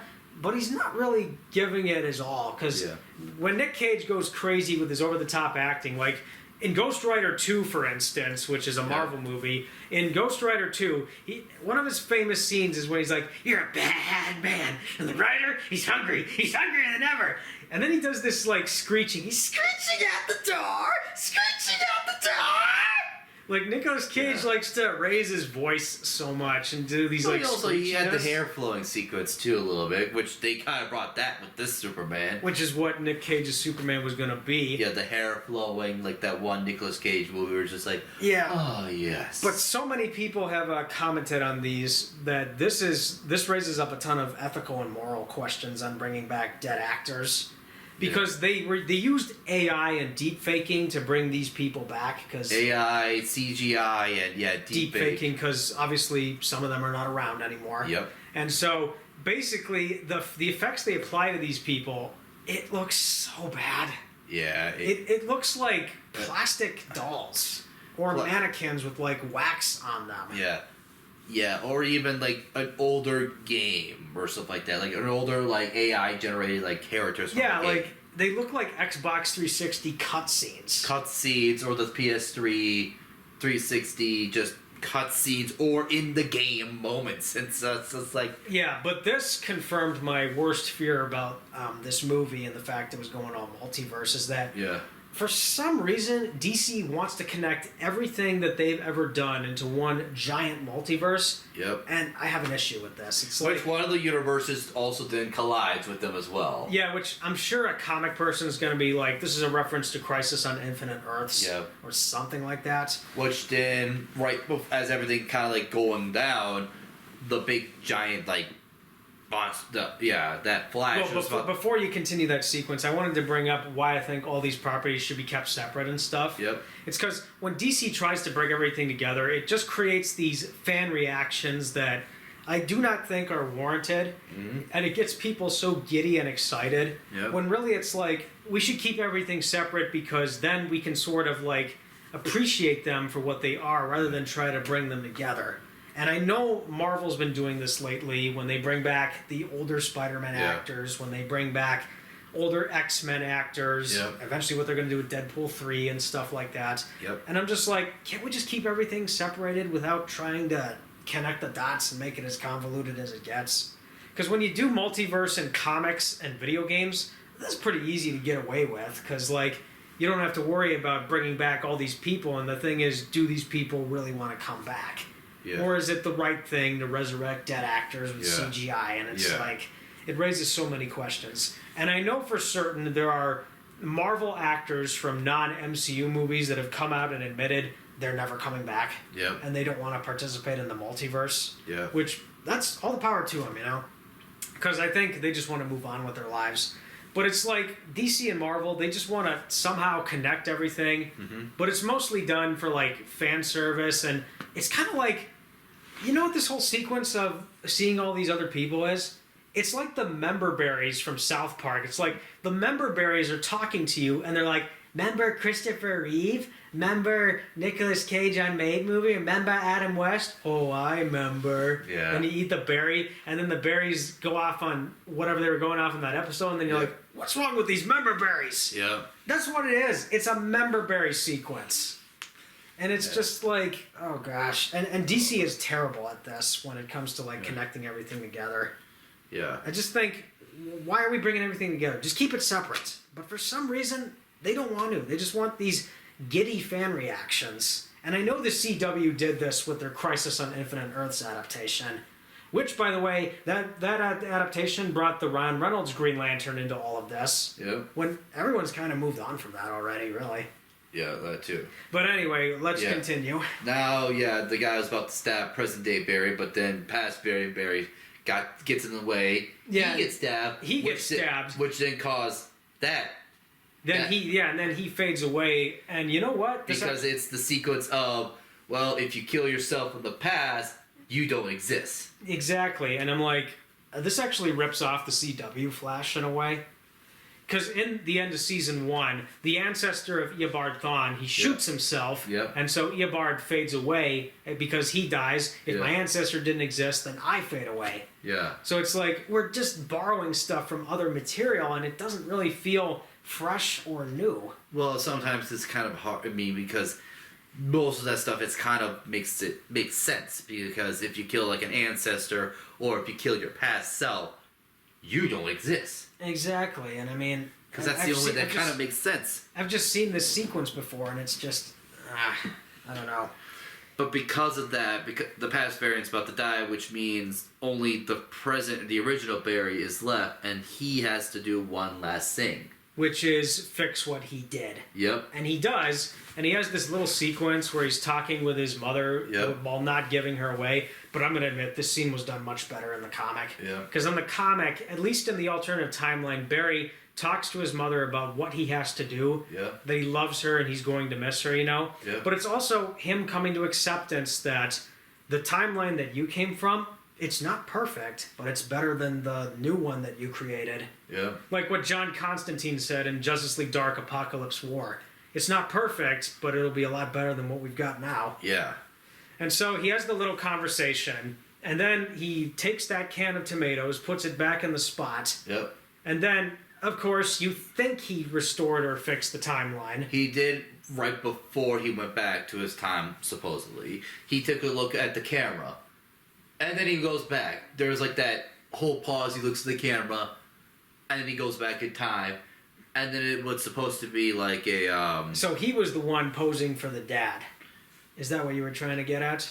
Either that or he had like the idea of maybe adjusting the camera or modifying or whatever the case may be. Something like that. And so we eventually go to the court scene where they show him the evidence, and then this gets his father out of prison. Yep. Which, by the way, that was done, I think, a lot better in the CW show. Because in the CW show, Eobard Thawne, disguised as Dr. Wells, he makes a confessional tape, and that gets his father out of prison. Mm-hmm. Which I actually like that scene during the show. But here it's like, it's just kind of, it's normal. It's like, here's a better footage of the dad being there, and the dad looks up, and yep, that's him. So he couldn't have possibly killed the mom.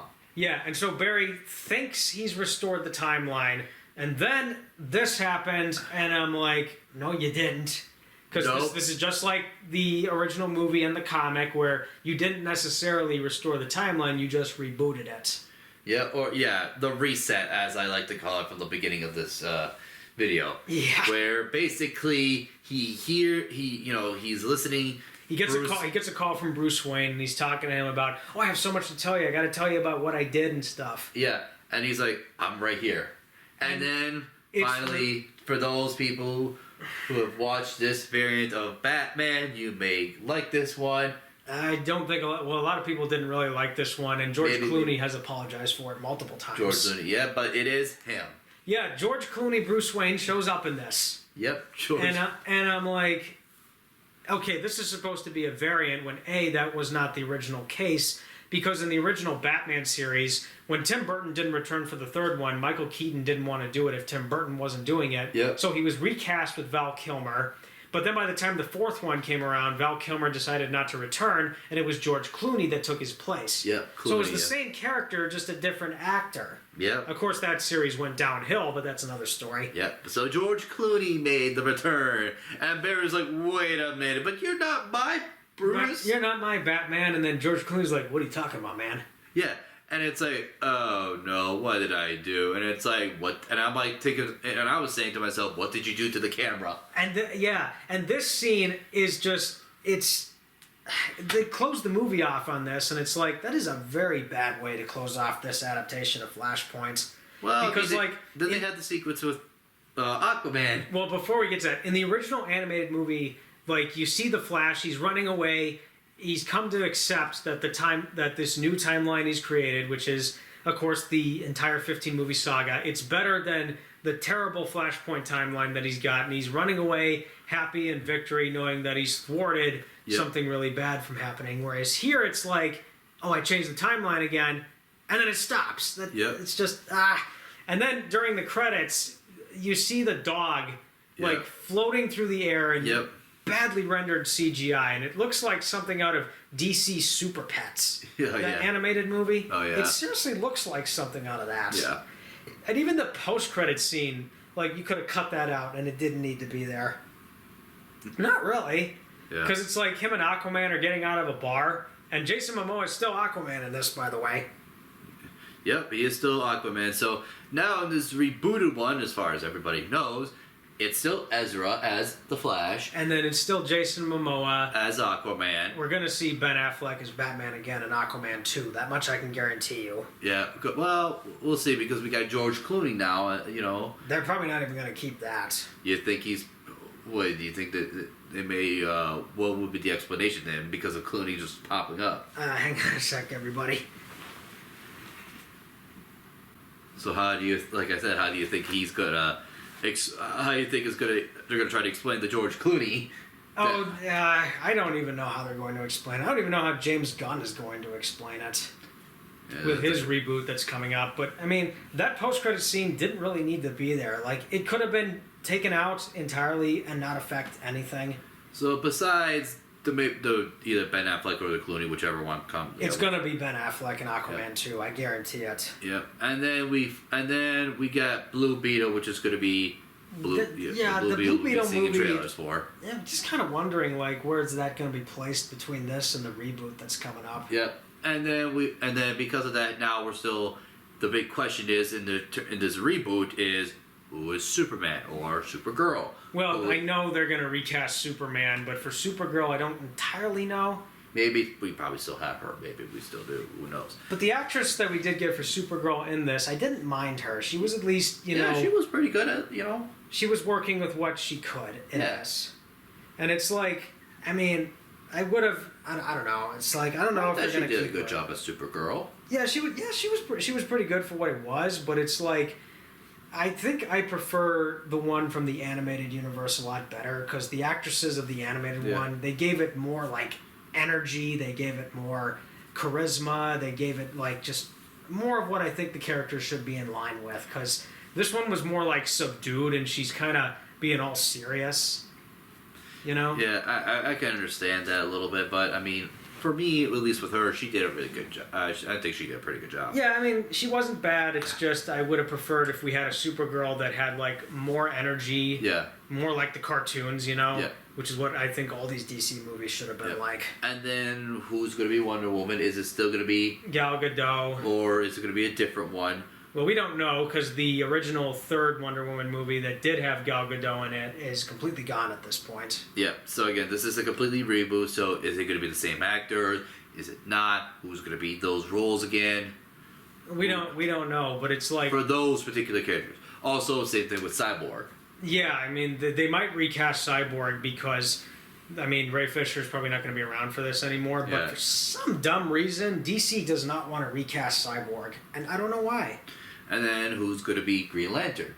Well, we'll find that out when the Lantern TV show comes around, but sadly, I never got my Green Lantern reboot with this, as they promised back in 2014. There was a Green Lantern reboot announced, but it got canceled, and now it's been kind of reworked into this new TV show that's coming up. Yep. Which is going to be Hal Jordan and Jon Stewart going on an adventure together. Oh, so two of the Green Lanterns that either people grew up with or everybody grew up with. Yeah, that's what they've pretty much confirmed at this point. But, I mean, this is one of the most shocking DC movies I think I've ever seen in my life. A bizarre one, indeed. Like, bizarre doesn't even begin to describe it. This is a straight up Flashpoint in name only, like I said, because it takes stuff from the comic but doesn't adapt it properly. I call it basically a multiverse reboot. I mean, the thing is, I walked into this thinking I was going to be really angry at it. Mm-hmm. I did not walk out of this angry. I walked more just shocked at what I saw. Trying to process everything, basically. Yeah, because I love the animated movies so much. I feel like it's one of the best animated movies DC ever did. Yep. It was a dark story, it was mature, it was gritty, it was violent, and it's like, the animated stuff is typically better than the live-action movies. Yeah. And it's just like... And also, that Flashpoint anime started the entire 15-movie saga, which they have a term for it. It's called the DC Animated Movie Universe, the DC AMU, as I like to call it. Which ended up being the Darks, Yeah, but my favorite DC franchise would have to be the DC Animated Universe, which is Batman the Animated Series, Superman the Animated Series, Batman Beyond, the 2 Justice League cartoons. Static Shock was a part of it, but that's more of like a side thing, really. Yep. And I mean, the reason why I like that universe so much is because if I was to pick up a DC comic immediately after watching the cartoons and I saw how close they were together, Yep. I'd be like, this is amazing. Yep. And also, that series did not feel the need to, like, you know, do things that would be shocking or just leave me baffled. It was all natural in its execution, and it was pretty epic, which I Yep. did not get here in this. I mean, see, I'm just trying to figure out, like, I don't really like this Flash movie that we saw, but this is not the worst of the franchise. I don't think it's the worst of the franchise, because that still goes to Birds of Prey. That's the worst one for me. But you're still in shock though at the fact that you don't even know where to rank it. Yeah, it's like, this is gonna go down as one of the weirdest anomalies for this entire franchise, because, I mean, the critics, I feel, were wrong about this in a way, and I feel the audience is wrong about this, because this is not a good movie. This is so shocking. So basically, nobody's in the right or the wrong. Yeah, no one's in the right or the wrong. This is, I'm just like in complete shock, because this is not a good adaptation of Flashpoint. That much I can tell you. There's kind of some things that are okay about this. Like, again, the acting, mostly from Michael Keaton, the actress that played Supergirl, they're pretty good, you know? Yeah. But Michael Shannon is extremely underacting in this, and that's, like, really frustrating. And Ezra Miller's performance was, you know... Up and down. It was up and down, yeah. It was wooden. Sometimes Ezra Miller was trying and just... yeah, I mean, I don't know. It's just... Plus him playing two different Flashes at the same time, too. Yeah, and the goofier one was getting more of what Ezra Miller needs to be doing, whereas the one beforehand was all over the place. Yeah. And it's just like... and the visual effects were just... I know this had setbacks, but they were terrible to look at. Yeah. They were so bad to look at that, like... They should have just installed controllers into the seats, and they pop out, and we play the video game in front of us. Yeah, but then at that point, then it's just a choose-your-own-adventure type of thing, I would feel like, with this sort of thing. Maybe, but they were so badly rendered that, like, I just could not look at the screen at all. I was just in shock. But, I mean, yeah, I really don't know how to rank this one amongst the other DC movies. Like, how would you rank this among the other DC movies? Ooh, man. Well, Aquaman is definitely above this one. Definitely. The first Wonder Woman, I would say, is above this. Yep. Then you would probably have to say the first Superman as well. Man of Steel. Man of Steel. I mean, Man of Steel has its problems, you know? Yeah, but at least that movie was strictly focused on Superman and nothing else. Then you will probably have to say... not the first Suicide Squad. Maybe the second Suicide Squad. The first Suicide Squad, I'm going to put below The Flash, because looking back on the first Suicide Squad, it's really not that good. No, but the second one was definitely like an upgrade, at least to me. The second one was like James Gunn taking his Guardians of the Galaxy skills and applying it to DC. Yep. It worked in his favor, I would say. And I would say, at least with the Suicide Squad, the James Gunn sequel, the focus is strictly on the Suicide Squad. Yep. Nothing else. You get maybe references, but the focus is simple. They're not doing anything shocking or crazy, and it's a serviceable R-rated blockbuster. And then you have Wonder Woman 2. Wonder Woman 2, I would probably put above The Flash, because I did not mind that one compared to other people. Then you have Batman v Superman along with the Justice League. Okay, I'm going to put Batman v Superman above The Flash. Alright. Because Batman v Superman was not good. Yeah. But at least that movie, you know, that movie's more fascinating in terms of its execution and what Zack Snyder was planning. And then as for the Justice League? The Snyder Cut, I'm going to put above The Flash. Because the Snyder Cut, it's basically the extension of Batman v Superman, just not as dark and somber as that was. The theatrical cut of Justice League, though, I'm going to put that above The Flash, actually. So both of them above The Flash. Yeah, because the theatrical cut of Justice League is not good, but at least that movie was not doing anything like something that would leave me in shock. Because I remember when I first saw the theatrical cut of Justice League, I'm like, well, this might be a step in the right direction. But when I looked back on it, I realized, yeah, this is a downgrade to the Avengers. And then Wonder Woman 1984, or the Wonder Woman number 2. Yeah, Wonder Woman 1984. I'm going to put that above The Flash because at least that movie had a strict focus and it didn't really have anything that I found super shocking or baffling.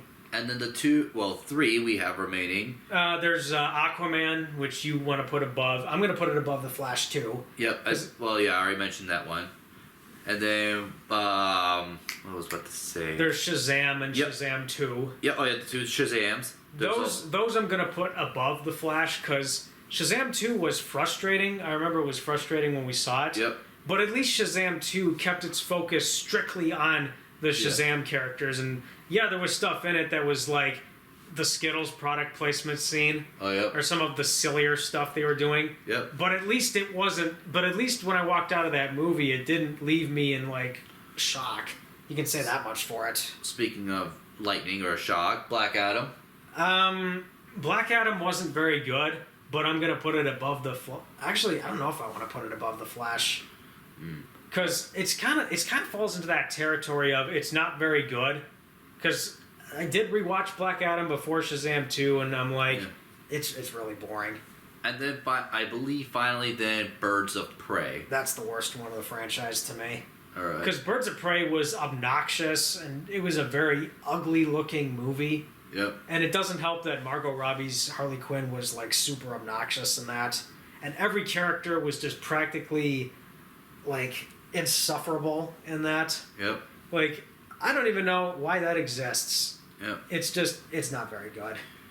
It really isn't. Yeah, and then the Green Lantern, the Ryan Reynolds one. That doesn't count because that's not a part of this universe. So overall, I think based on your kind of like how, at least off of me so far, there was a lot more above movies than below. Yeah. So it's definitely, in your term, it's in the bottom half. It's in the bottom half for me. I know people are going to disagree with me on that, but if we're talking like bottom half, the stuff that goes into the bottom half are the movies that either got things wrong, or they bored me, or they're just not very entertaining to watch. Yeah.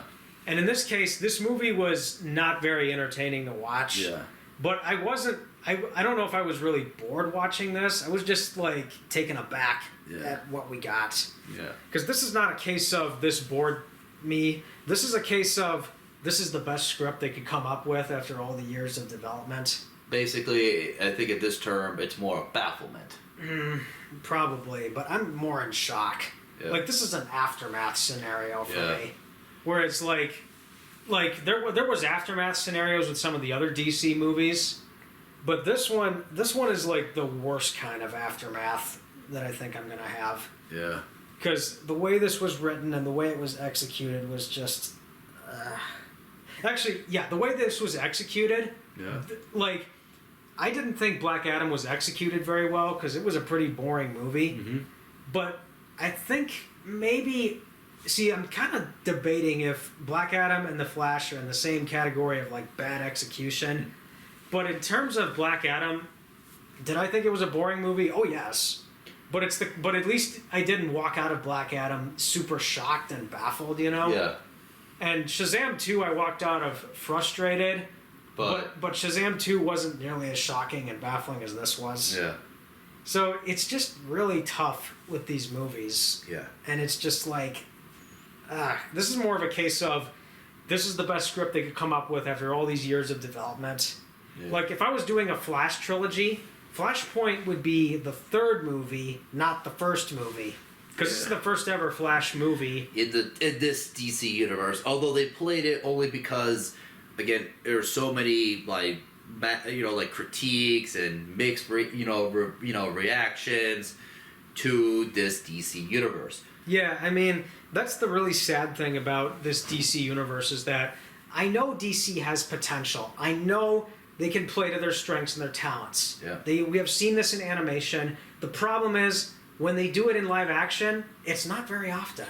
Yeah. And it's like Marvel has for the most part managed to knock it out of the park with some of their movies. Live action movies. Non-MCU and MCU alike. And when it comes to animation, people are like, it's very hit and miss. Mm-hmm. But there is stuff in animation that I do like from Marvel. But with DC, it's like, you know, they had so much potential to make a universe that could rival Marvel's. They have so much talent. I know they do, but they don't know how to use it properly. A lot of shortcomings for sure. Yeah. And the director of this movie, actually, it's kind of interesting because this really didn't feel like it came from him. Because the guy who made this, he did the 2 It movies recently, It Chapter 1 and It Chapter 2. And at least with the 2 It films, he was giving like his own execution and style to that. I know his first horror movie was Mama. Which kind of explains some of like the jump, you know, like those jump moments with the... Oh, those weren't even very good for a jump scare. Yeah. None of them were very good. But, like, this didn't really feel like it came from him. And I don't really know how to say his last name, but I know his first name's Andy. I just don't know how to say the last name. This really didn't feel like it came from him after his background working in horror movies. Yeah. It really didn't feel like it came from him in the slightest. I don't know. But, like, I mean... yeah, there's going to be an audience critic disconnect with this, but for me, it's like, I think the main question I kind of want to ask is, if I had not seen the animated Flashpoint, if I had not read the comic, would I have felt as negatively about this as I do now? I think... Don't know. Do you want to try to run back in time to figure it out? I don't know, but I probably would have disliked this either way if I had not read the comic or had seen the original animated movie. I probably would have disliked it, mainly if I hadn't read the comic or seen the original animated movie, I just would have disliked this for just being an extremely, like, chaotic movie that just has so many weird moments to it, and it doesn't really feel like the cartoons that I grew up with, you know? Yeah. It would have been like that. So if I had not seen the original source material, I probably still would have disliked this either way. But, yeah, truly this is the most baffling summer blockbuster we're going to get this year. And I don't even think the remaining movies later this year are going to be as shocking or as baffling as this is. Yeah, that will be to be determined, although it's a long shot, but we'll figure that out. Well, I mean, in terms of like... Because I think there might be people who will feel the same way as I do when it comes to this. And then there's people that are obviously going to disagree with me. Yeah. But it's like, yeah, I think people are just going to walk into this and maybe form their own opinion, you know, which is something that's been happening a lot with these movies as of late that we've been seeing. And it's just like, I don't even, like, I'm going to just say this, like, when I say this Flash film is one of the worst superhero movies I've ever seen, I don't know if I want to put it in the category of the worst superhero movies ever made. But at the same time, it's not, for you at least, it's not that great. Yeah, this is not that great of a movie because I love the original source material so much, and the fact that I love the cartoon so much, that adds an extra layer of me not liking this, you know. Yeah. But this really was kind of a tough watch to get through. Yeah. This was a tougher watch than Batman v Superman. I'm gonna say that. This was tougher to watch than Batman v Superman. This was probably... Where's Martha? Oh, yeah, that scene. That scene was just one of the biggest jokes I've ever seen. Oh, one more thing Martha. I wanted to... How do you know Martha? Yeah. And then, like... it's just... This franchise is so frustrating to me. And then the other thing about Supergirl's inclusion in this movie is that the original idea was to have a Supergirl movie following this, but because the Batgirl movie got canceled, we're never going to see that. Yeah. And it was going to be with this actress. And it's like, well, now everything's in limbo and stuff. Yeah. And I'm just trying to figure out if this Flash film, you know, because I'm not trying to lump this in with, like, the worst superhero movies ever made. Mm-hmm. But this is one of the most, like... This is going to go down as one of the strangest superhero movies I think I've ever seen in my life. Yeah. Because, oh, man. Yep. I mean, it's just... I seriously don't know why they couldn't just have a full-on series of Flash movies, maybe even a trilogy, to establish this character and have different adventures. Like, we had to jump in with Flashpoint. Yep. Flashpoint's not a story you do, like, right away. You have to do that later down the road. But I know why they're doing it. They're trying to course correct and reset the whole universe, but... Ugh. Oh, and to answer your question of if I had to go back in time, I would only go back in time to get a proper DC cinematic universe that's not like this. Like, I would have Christian Bale as Batman. I would still keep Henry Cavill as Superman. I would keep Gal Gadot as Wonder Woman. I would find a different actor for Cyborg, a different actor for The Flash. Jason Momoa we could cast as Lobo, because he has expressed wanting to be Lobo as of late. But then who would be Aquaman? I was thinking Charlie Hunnam, if that's how you say the guy's name. He was the lead actor in Pacific Rim, the main character, but he was also the lead character in Sons of Anarchy. Alright. Like, I would have casted him as Aquaman. He would have been pretty cool. How about the guy that plays Shazam I would keep, because he actually looks like Shazam, and he's having fun. Black Adam? I would not cast The Rock as Black Adam. How about, what's the, Mara? Mira? Mira. Well, I mean, if maybe in an alternative timeline, Amber Heard is not the way she is, you know, and did not marry Johnny Depp and that whole controversy.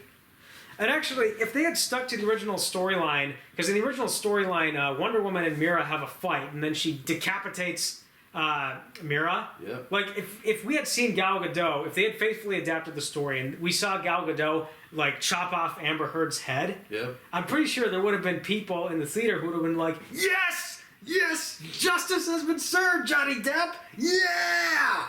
They would have been like that. Yeah. I don't know.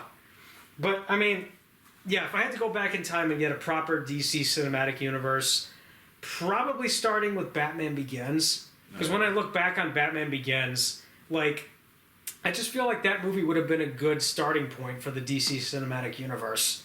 And I know at one point Christopher Nolan and Zack Snyder were like, well, we could have the Dark Knight trilogy share continuity with Man of Steel. Yeah. They never went ahead with that. They kept everything separate. Yeah. I know the Ryan Reynolds Green Lantern was supposed to be the original start, but because that movie flopped, Man of Steel was the real start. Yeah. But yeah, if I had to go back in time and get a proper universe, I definitely would. Yeah. But not in the way that The Flash does. Well, I think I think I was just bringing up the fact that because you brought the question of, well, what if you didn't read the comic or watch the live animation? How would you react to this film? And I was like, do you want to run back in time to try that out? Well, what I would do is to get a proper DC cinematic universe, I would like to get all the furniture out of this room, get a large jug of salt from my kitchen, draw a large pentagram in the middle of this room, summon the Dark Lord Cthulhu, break him free from the Mariana Trench, and make a deal with him to make this movie not happen and give me a proper universe. Yeah, but like anything else, you will probably have to pay the consequences of something else. Okay, it's not worth it, but this movie is just... This is something. And I'm going to tell people right now, you gotta see this movie, because this is a really weird movie. This is like the weirdest thing DC has done in their cinematic universe. It's also the weirdest and most baffling and shocking live-action movie that they've ever done. It's really hard for me to say if this is the worst thing ever made. It really is, because there are some pretty bad DC movies. There's also some pretty bad Marvel movies, but that's another story. But, I mean... Well, of course, it's still up to you guys if you want to see it for yourself and see if you have the same reaction as us or different reaction. They're probably going to have a different reaction, but if anyone does have the same reaction as we did, well, there you go. And I think... One of us, yeah. I'm just going to say Blue Beetle will probably be a standard origin story, you know? Yeah, for Blue Beetle, yep.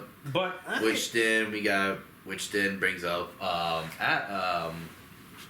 was it the Fire Atom or something like that? I'm trying to figure out the guy's name. Firestorm? Firestorm. If Firestorm's going to show up? Yeah. Well, I know he's not going to show up in the Blue Beetle movie. Probably, or at least, I wonder if that's going to be like in development as well, because right now, Injustice, both those two were first introduced with each other. Yes, but they're not going to do that for the reboot universe as of now, because the reboot lineup, it's a Superman movie that James Gunn is directing. All right. But I don't know if James Gunn's the right director for a Superman movie.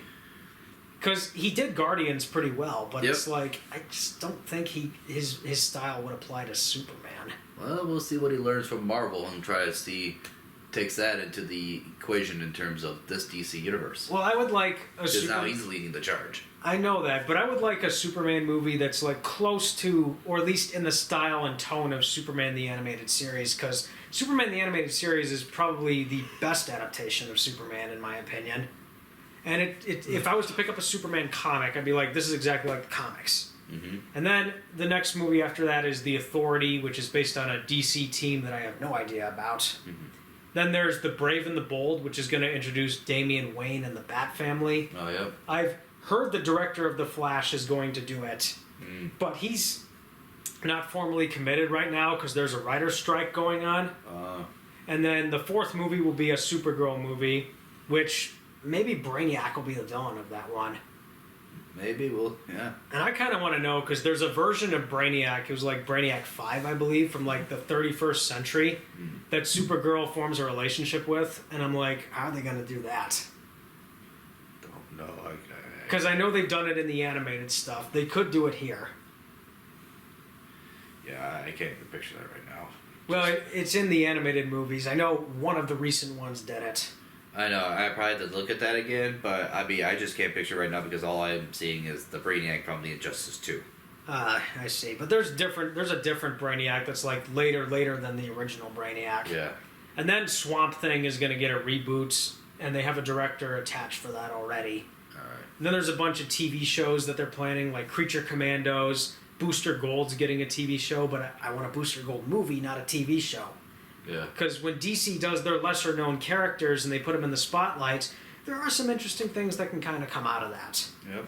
I know Amanda Waller will get a TV show of her own. Whether or not they continue Peacemaker, I have no idea, because I just don't like John Cena that much. All right. Yep. Okay, but like, I just walked out of this one completely like in shock of what I saw. Mm-hmm. And I think the more I watch it, the less I'm gonna like it. But I'm just kind of blown away by how shocking this was. Yep. Not in a good way, and it's just, oh gosh. Yeah. The next Marvel movie better not be as shocking as this is. And it probably won't. Because Marvel, they have done shocking stuff to a point, but nothing like this. And I really hope Marvel doesn't do something like this. But you never know what Avengers 5 and 6 will come up with. Yep. But whatever they do with the multiverse in Avengers 5 and 6 better not be as insane as this was. Yep. Because I've seen some pretty insane stuff. And like, oh my gosh. And there you have it. That's our reaction to this. Yep, to the Flash. I normally would probably tell people not to see this, but you do need to see this because this is the most insane thing that I think they've ever done. Although people would debate with me if there's something even crazier than this, I really don't know. Yeah, who knows? Definitely do leave it in the comments section. Well, now I'm just kind of depressed that I might not think... I don't know. I'm just kind of depressed I didn't get a proper live-action universe, and what I've got is something that's completely different from the cartoons I love so much. And now I think I want to watch Young Justice as a way to cure myself of this. Or something like that. Maybe I'll watch Teen Titans again, because I love Teen Titans so much. The original Teen Titans, right? Yeah, the original Teen Titans, because the reboot is terrible. And then Young Justice I want to probably see as a way to cure myself of this. Mm-hmm. Definitely want to watch the original animated stuff again. Yep. Because, oh gosh. Oh my gosh. And now I just, because of this movie, I appreciate the original animated movie and the comics so much more. But then again, I already did. Yep. And I think I appreciate the 15 film saga, for not getting as crazy as this did, nowhere near as insane as this.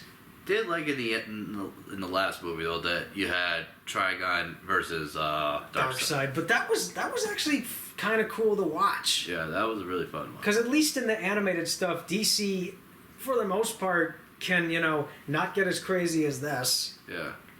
And actually, with the way the script is written, and I mentioned all the different script changes. Yeah. I kind of want to know what the writing process was for this movie was. Like, what were the writers and the directors thinking during the writing process for this? Like, what were they doing when they came up with everything that we've just seen? Like, did they write this so quick? Did they scrabble? Did they make an outline and then sort of try to connect everything? I don't know. Yeah. But man, I think I'm just really drained at this point. Yeah. And I'm just like, following this is going to be kind of a dry period for us, at least until, something new comes around. Yeah. But I know for certain we're probably going to skip Indiana Jones 5. Yeah. Because I think that would be depressing for the both of us. Because Disney's in control of that. And they might do something that, while not as insane as this is, it's probably just going to leave us feeling unsatisfied. Yeah. I have no idea. Maybe we should see the Meg 2 together. The Megalodon movie. We'll see. I mean, it may not happen, but it's a possibility. We'll see, we'll see. Because that's the thing. We don't review everything on here, but we talk about what we can. Yep. But, I think I'm just really drained at this point. Yeah. I'm definitely not going to see this again. At least I'm going to hold off seeing this until maybe years later when I feel like seeing it again. Yeah, unless it's like a need to for story reasoning or try to catch up on something. Or something like that, because I know I'm going to write a full-fledged retrospective review of this entire franchise. Yeah. And actually, now that I think about it, because I know the DC... This is the last thing I'll say before we have to wrap this all up. Yep. I know the DC Cinematic Universe has gone through so many changes in management. Yep. Originally, Zack Snyder was in charge. Yep. But the thing is, his 5-film saga, that's not really a cinematic universe. That's a 5-movie saga. Yeah, it's just a saga, yep. And I feel like with his 5-film saga, Man of Steel was The Hobbit, and then the movies that followed after that was The Lord of the Rings. And where I'm getting with that is, The Hobbit, when you look into The Hobbit is an introduction to Middle-earth. Yep. It's kind of a smaller story, but at the same time, it's an epic story. Yep. Especially if you read the book or see the original animated movie from 1977. Yep. The Peter Jackson movies to a lesser extent. And then The Lord of the Rings is where it gets really big and epic and grand. And so what Zack Snyder was doing, because he has admitted his Justice League trilogy, he wanted it to be like Lord of the Rings. Yep. He wanted it to be big and epic and grand.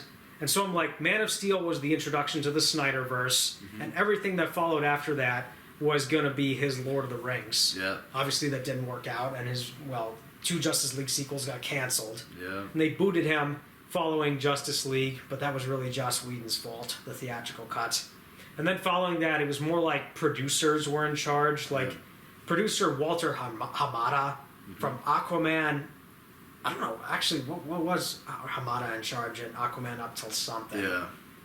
It was Aquaman up till maybe the second Shazam, maybe Wonder Woman 1984. Yep.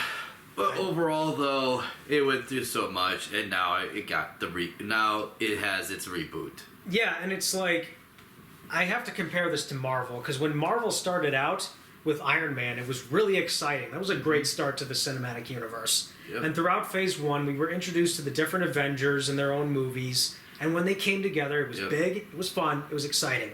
And I've learned to appreciate the Avengers over time for not going insane, not doing anything like this, and still giving and delivering a superhero story that, is in line with what I expect out of superhero media.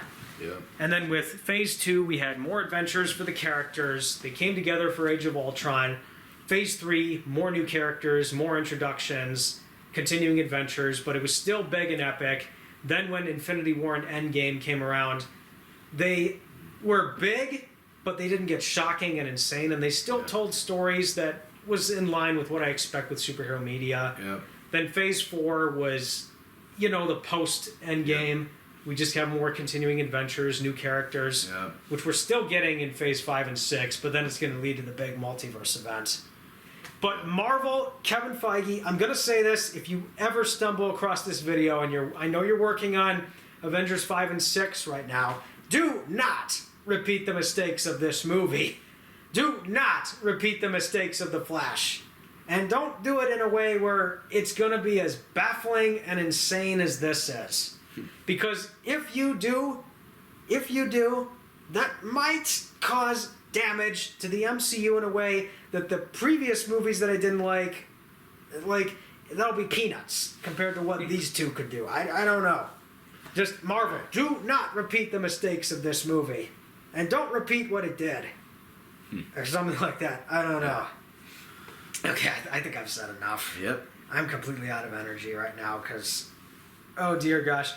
But it was nice that, you recapped most of it and I added in what I did, because, You're still lost in process. Yeah, because the way we're describing this, it's just, when it comes to this, frustration and baffling thing, very, very last thing I'll say. But I remember when we saw Moonfall and we walked out of that just completely baffled and shocked with what we saw. But the difference is that Moonfall's a really badly made movie. Yeah. Because Roland Emmerich, he just ripped himself off and he just went on shuffle mode with the way he presents his disaster stories. And that movie was insane and baffling as this was. But in terms of, I'm going to ask you this, which was more insane and shocking, The Flash or Moonfall? More insane, shocking in a bad way would be Moonfall. In a bad way. Yes, I will agree with that in a bad way. But this? I would probably say in terms of slightly positivity or something like that, Flash. I think the only good thing I'm just going to say about The Flash is some of the acting was pretty good, but just the rest of this movie was, oh jeez. This will go down in history as one of DC's most bizarre, most shocking, most weird movies. And I know I'm repeating myself saying this, but I need to take a break from. I think I need to take a break from watching shocking stuff and cure myself with the better DC media because this. You need to see this movie to believe it, guys.